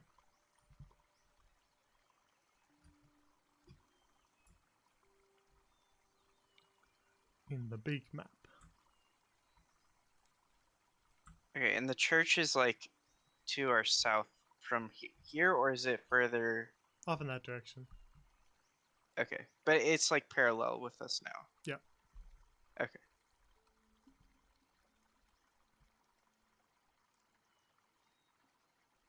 So the area around here, you can see a sign more up here. Okay. That's like a window. You can kind of look in if you want. But the buildings around here look less like houses and more like shops. So you get a sense that you might be in the merchant district. Fox and Ender, you can see a sign above the door of this building here that says Rosita's Remedies.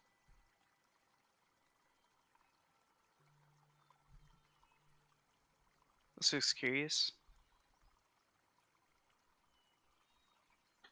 Can I come in? The door's unlocked.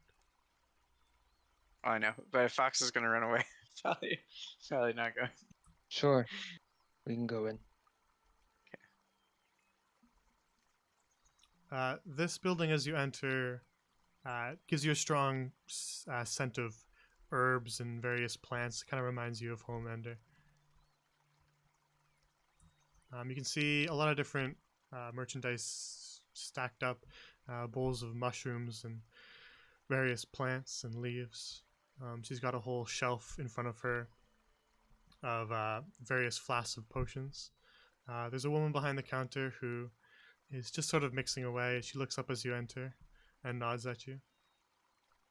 And then there's another woman in here too, who just appears to be looking at the merchandise. Okay.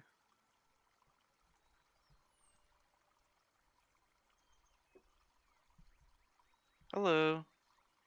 Hello, can I help you? I like your shop. Thank you. You're in Rosita's Remedies, and I'm a Rosita, so. I kind of scanned the potions on the counter. I mean, I recognize the health potions right away. Mhm. But what are these other ones? She's got little like paper tags with little strings wrapped around the neck of the bottle, so you can actually read them. Okay. Let me pull up the list. All right, so she's got potion of fire resistance, potion of poison resistance, an elixir of health, potion of healing, potion of greater healing, potion of supreme healing, potion of fire breathing, and a potion of lesser regeneration. Okay.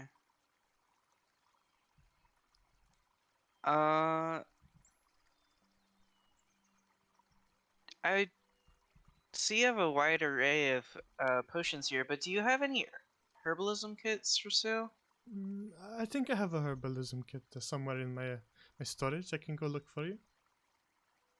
Yeah, I'd be interested in maybe purchasing one of those. Let me take a look. She begins to root around in her crates.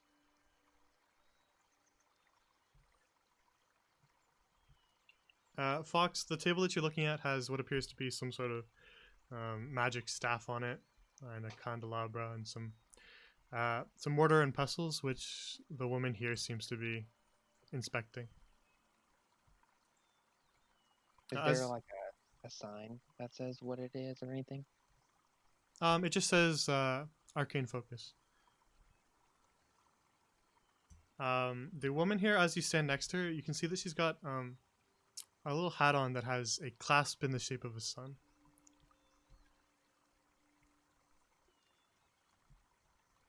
She seems to be inspecting the mortar and pestles. Perry, that just seems to be a cauldron this for sale that you're looking at. Perry stepped away, but she wanted me to let you know that she's looking inside that cauldron for unicorns. Okay.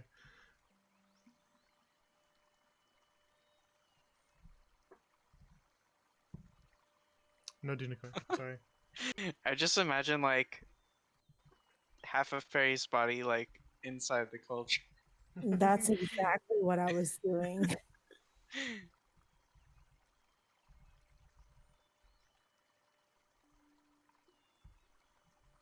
And the woman roots around in her crates and then comes back up to you holding a small parcel and says, I still had the one. 5 gold if you are interested. Yeah, like that for sure. You want to take it with you now? Yeah. Here's 5 gold. I pull out 5 gold and hand it to her. Alright, she hands you the parcel. I open it to make sure it is an herbalism kit. It is. Okay. Wrap it back up. Thank you.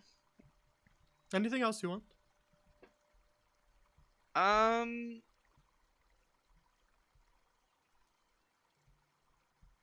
not sure, maybe. 1 second. And then I go over to Proud. Hey Proud, there's a potion of regeneration over there. I like point at the potion that has it tagged. I'm not sure if that would help your arm or not, but you might want to look at it and see. Maybe you can ask if that would be helpful or not. Sure, that's not a bad idea. I didn't realize potions could do that. Excuse me, ma'am. Yes. I'm not familiar with this kind of stuff. As you can see, I've kind of got a hurt arm. Does the I potion, see. would the potion regeneration help me gain the use of this back? The portion of a lesser regeneration. It doesn't regrow a limb like regeneration typically does, but it's much harder to get a potion to do that. But this one, it helps with the smaller injuries. Yeah, you got the fractured bone or you got the twisted ankle. It helps with that. Is that what you're looking for? I think so. Have you seen people take this? If they consume it, how long does it take for their injuries to heal? Well, I've seen someone with a broken leg take it, and they were walking around the next day, so I think about a day. Oh, all right. Well, how much is it? 50 gold. Oh, okay. You know, it's good to know. I might come back later. We'll see how this just feels. If it gets worse, I'm definitely coming back. Mm-hmm. I'll be here. All right. And As they that were price is talking, insane. go ahead.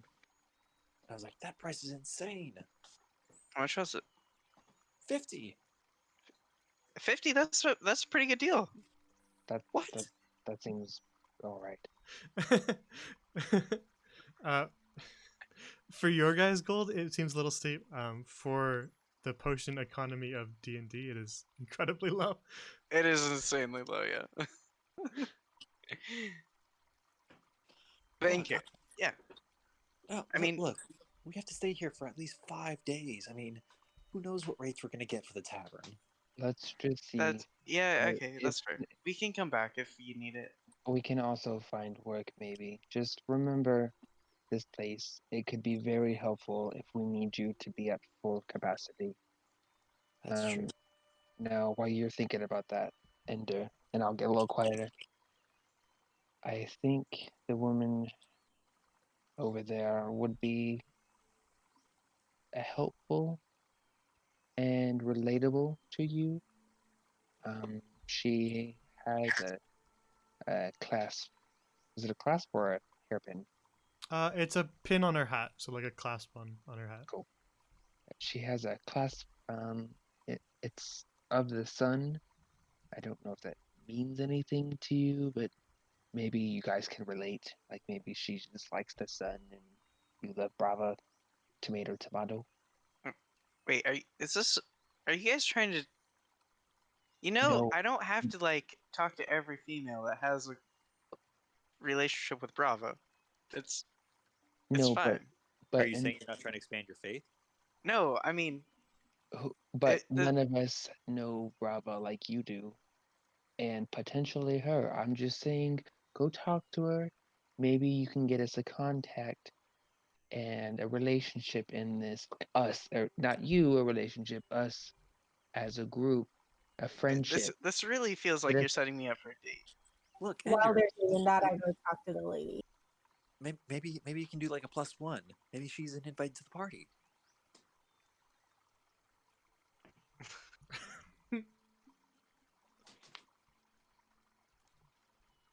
Hi, hello, Mrs.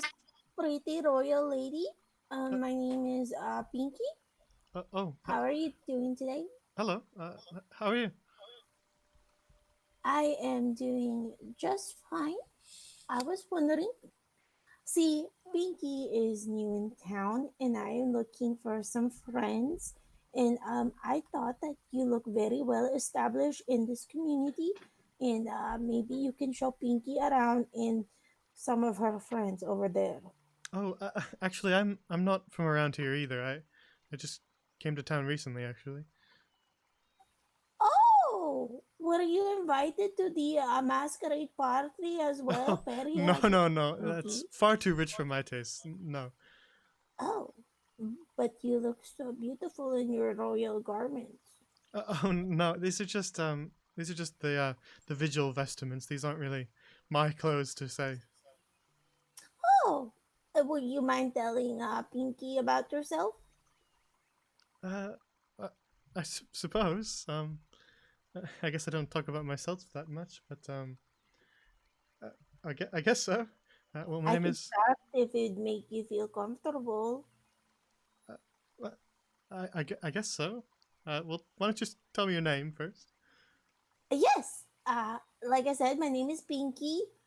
I, kind of travel around in ships, meet new people, see new places, like to adventure, and that's why I landed here.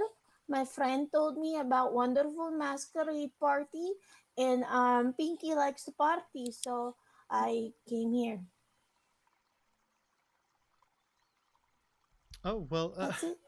I keep hearing people talk about the masquerade ball, but I don't know much about it, to be honest. It's nice to meet you though, Pinky. You said. My name's Poppy. Oh, wonderful! We're best friends now, Pinky and Poppy. It, kind of has nice ring to it. Well, I guess since you told me about yourself, I suppose I can share something about myself. Um, I'm Poppy Millington. Just newly joined member of the Vigil of Brava. Hence the garments. She kind of points at her clothes. Oh, my friend is a friend of Bravo as well. And then I like signal Ender. Ender, I mean, Mr. Too late now. Finger over here. Too late now. Too late. I mean, what? Ender just like gets red in the face and is like, "Oh god, it's already all falling apart." Poppy looks at you as you approach Ender, and she kind of looks you up and down at your clothing because you have a sun emblazoned on your cloak, right? Yeah. Um, And I'm wearing a holy symbol, the Bravo. yeah. She clearly has a holy symbol too, but her robes look different than yours. She's got a specific clasp on her hat that doesn't appear to be her holy symbol because she's also wearing a necklace. Okay. You don't really recognize exactly what she's wearing, but it's definitely associated with Brava. She looks you up and down and says, "Oh, well, you're clearly a Brava worshipper, but those aren't vigil robes, so you must not be with us." What, what do you mean? Oh well, the Vigil of Brava, of course. Would I know what that means? Um, you wouldn't know much about it. Probably just hear loosely about it. I think with Ender's backstory, you wouldn't have much to do with it, as you're sort of like a small town, um, apothecary type, and you worship Brava as like a healer. Right. And there is a Church of Brava in Arcanay, but they wouldn't really necessarily be affiliated with the Vigil. But you'd probably have heard whispers about it and people talk about it. It'd be like the difference between going to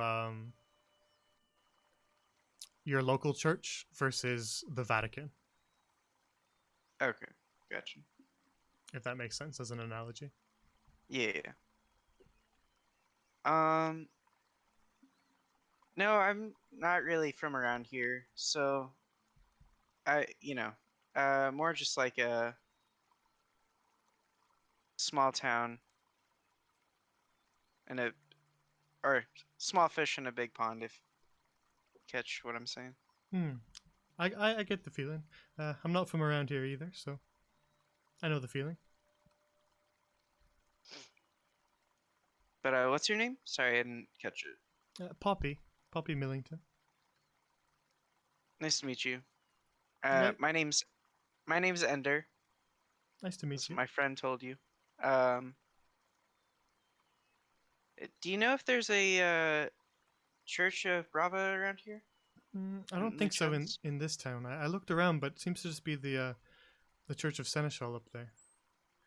Okay. Well, it's nice to see a friendly face around town. Actually, I did have something I wanted to ask you. I saw you buying the herbalism kit and thought maybe you know a bit about that sort of thing. I need a new mortar and pestle to mix my herbs, but I'm not too well versed with it. Could you recommend me maybe what kind of one I'd want to buy? Yeah, sure. There's an assortment on Kinda, the table. Some of them seem a little nicer than the other ones. Yeah, I made like. of higher quality materials. Given her experience level, I point her to one that's not gonna be like easily damaged or like that if she misuses it. And something that's like beginner friendly. She nods along to your advice and looks eager to learn. And along with like that, I also tell her some like simple ingredients that maybe she could start with trying to mix and something useful that she can kind of begin using it with. Thank you for your help. Yeah, no problem. Maybe I'll see you around town and I don't know. Can say hi again, or if you need help with something else, have another question, I can maybe help you again. Yeah, of course. I'm staying in the tavern in the residential district. What's it called? La Sala Mielata, I think. I'm staying there for a couple days, so I might see you around town. Okay, sounds good. Nice to meet you. Nice to meet you too.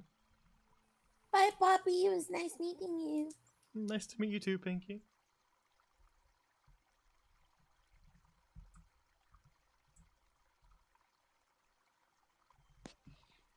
So, Alright. so Brava Lady is staying in that one inn.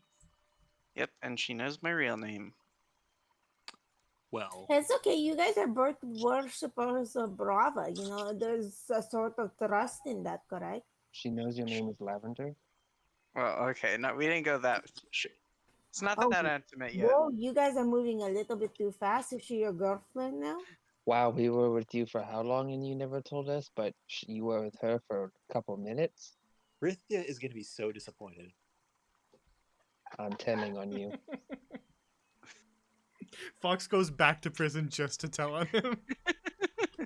We all do like a side quest, go back into Basad just to tell Rithia. Sneak back into Vasad is what the campaign becomes. Okay. Alright. I think this is where we're gonna end. I know you guys want to explore some more, but it's been 4 hours now, so I think we should end here since we had a nice little break. Yeah, 4 hours. You started us on this extra adventure. I wanted to let you guys get into town and look around a little bit, but I'm not gonna go past 4 hours just because it's been quite a long time. It's already midnight for me, so. Yeah, that's one of the reasons why I wanted to go into the inn right away. It was just like, okay, that'll be a good ending point. That's And fair. it's a good idea to look around, I'll say. Yeah. Yeah, no, yeah, I'm sure. But thanks for DMing, Jay. Thanks for playing. Oh, we were right there. I was wanting to go to the blacksmith. Damn it. Next session, we can start up with you guys going to these shops. Yeah, we got a lot of Lucens to explore. We're gonna be here for a while. I'm looking forward to it. It's basically going to be Basat all over again, where we Oh, just talk to every single person. I mean, that's what we're supposed to do. This has to be bigger than Basad. Or, well, I'm not trying to put it. I'm Bruh, not it's a putting anything on it. fancy Basad. Like basically, you know how there's like a east side, west side. This is like the west fancy side. We're gonna see a bunch of gangsters come in and start Broadway dancing. Yes. That's it. As far as like the pure number of maps, I don't know how much bigger. Basalt was split up into smaller maps, so it had a bunch of maps. Lucens has larger maps with lots more stuff on them. So that kind of cuts its number down just for my own sake, not having to have so many maps. Like each of these buildings could have been its own map, but I decided to put them all in one. So I don't know. It's pure easier like that too numbers for wise. us because we get a better idea of what the layout is, I think. Exactly. Yeah. It makes sense that the women of Brava would have a sunny disposition.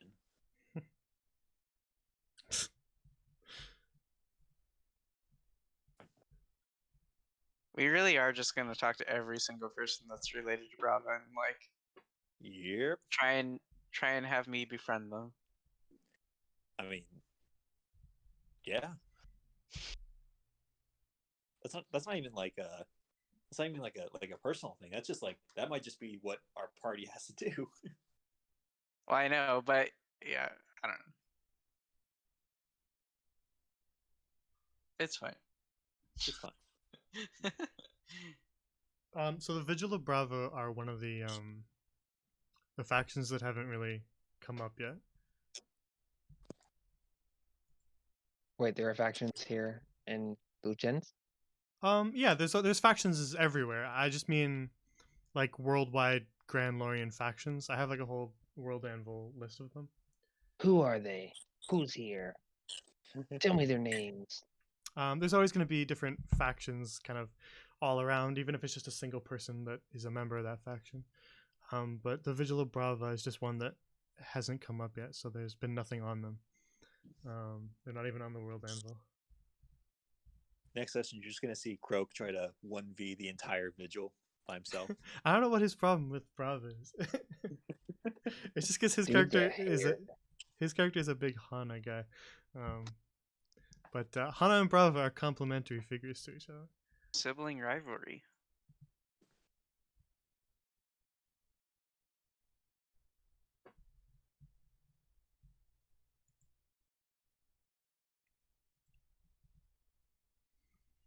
But yeah, I'm glad you guys got to finally see Lucens, which is why I extended the session a bit so you could see it.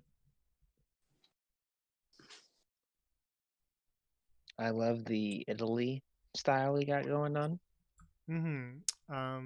Yeah, the idea behind Carcassonne is that it's a combination of several countries. It's a bit of Mediterranean from all different angles.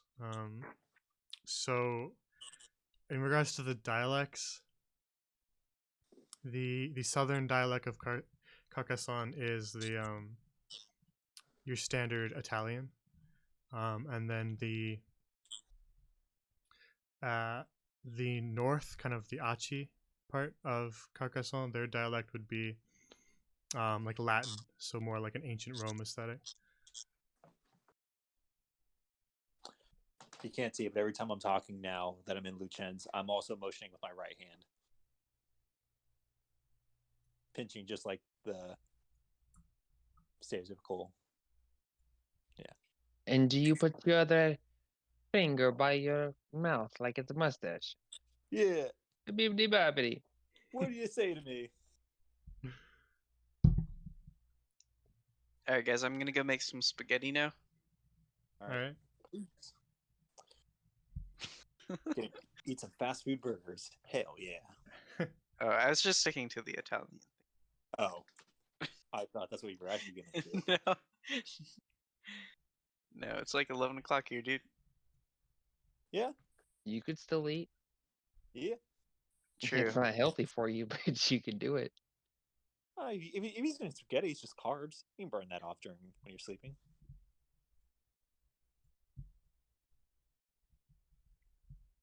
Yeah, I'm excited what other shops there. Be prepared for me to forget every single person's name. when you name everybody with like Italian and Latin names, it starts to get harder to remember people. That makes sense. And there are quite a few in this town. You missed it, I think, but when you went to the restroom, we were jokingly talking about how to set the Lily Leeward on fire, steal all the treasure in the chest so that we could see. Turn a 180. How we're gonna take captive Violet and like steer the ship towards Fox's home so we could start exploring his backstory.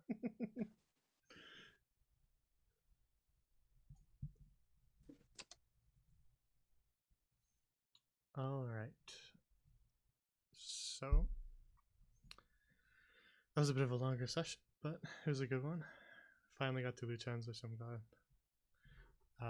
we did, because there's cool stuff there. And I think it's the first on-stream big city. Oh, there's not have been any other big cities, so.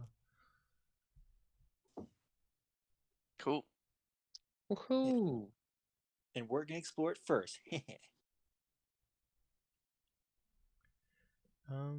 Yeah, so those of you who are watching, thank you. If you're watching the VOD, thank you as well. The next stream that will be happening will be Sunday, Classic Crows. We're gonna start either an hour or 2 hours early. We still haven't hammered that in yet, so I'll announce that What? in the announcements. Probably just an hour early and then maybe try to go an hour late just because they missed the last session and I'm around so I can do a little bit of a longer session. But yeah, so they will be on Sunday, probably 5:30 p.m. Eastern, if you want to tune into that and watch them try to get dates for their festival that's coming up. Their campaign has become a dating simulator. Sounds like I should be in their campaign. Yeah, you're getting tastes of their campaign here. Except it sounds less like they're getting peer pressured into it. It's just kind of the thing. There's a bit of peer pressure here and there. I don't know, man. Yeah, I was about to say Croak got heavily pressured into. And basically, they asked He had no choice. Yeah, Trout for they him. forced him to. To be fair, he was also interested in doing it, but he was just too shy to do it.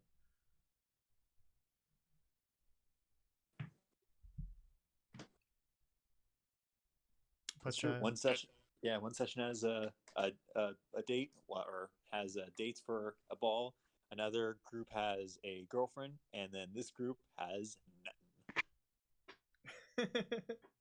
Did you want me to write a romantic interest for every one of you? No, I tried that, and then that person almost stole everything from me.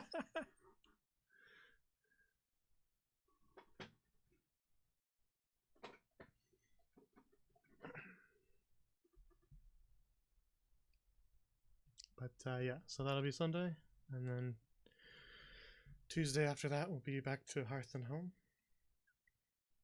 which should be interesting.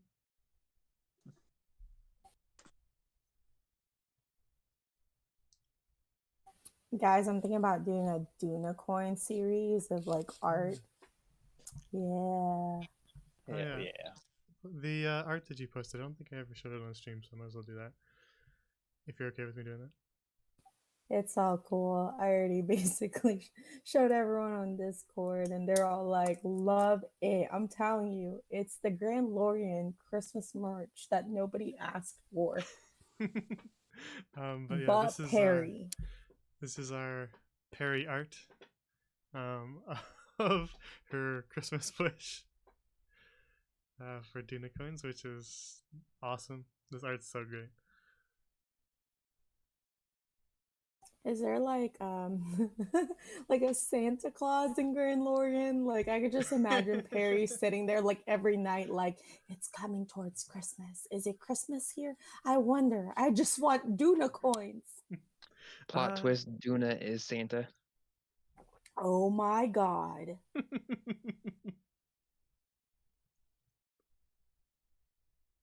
No comment. That's why he's always traveling, if you think about it. He's always going around and making sure everyone's being good, traveling. He shows up once a year or like once like you know, like in a blue moon. You might not. You'll be very lucky if you do. It's also why he had a big backpack full of stuff. Guys, we solved it. We are now the Brass Detective Agency. Is that a one shot? Is that we're all investigators?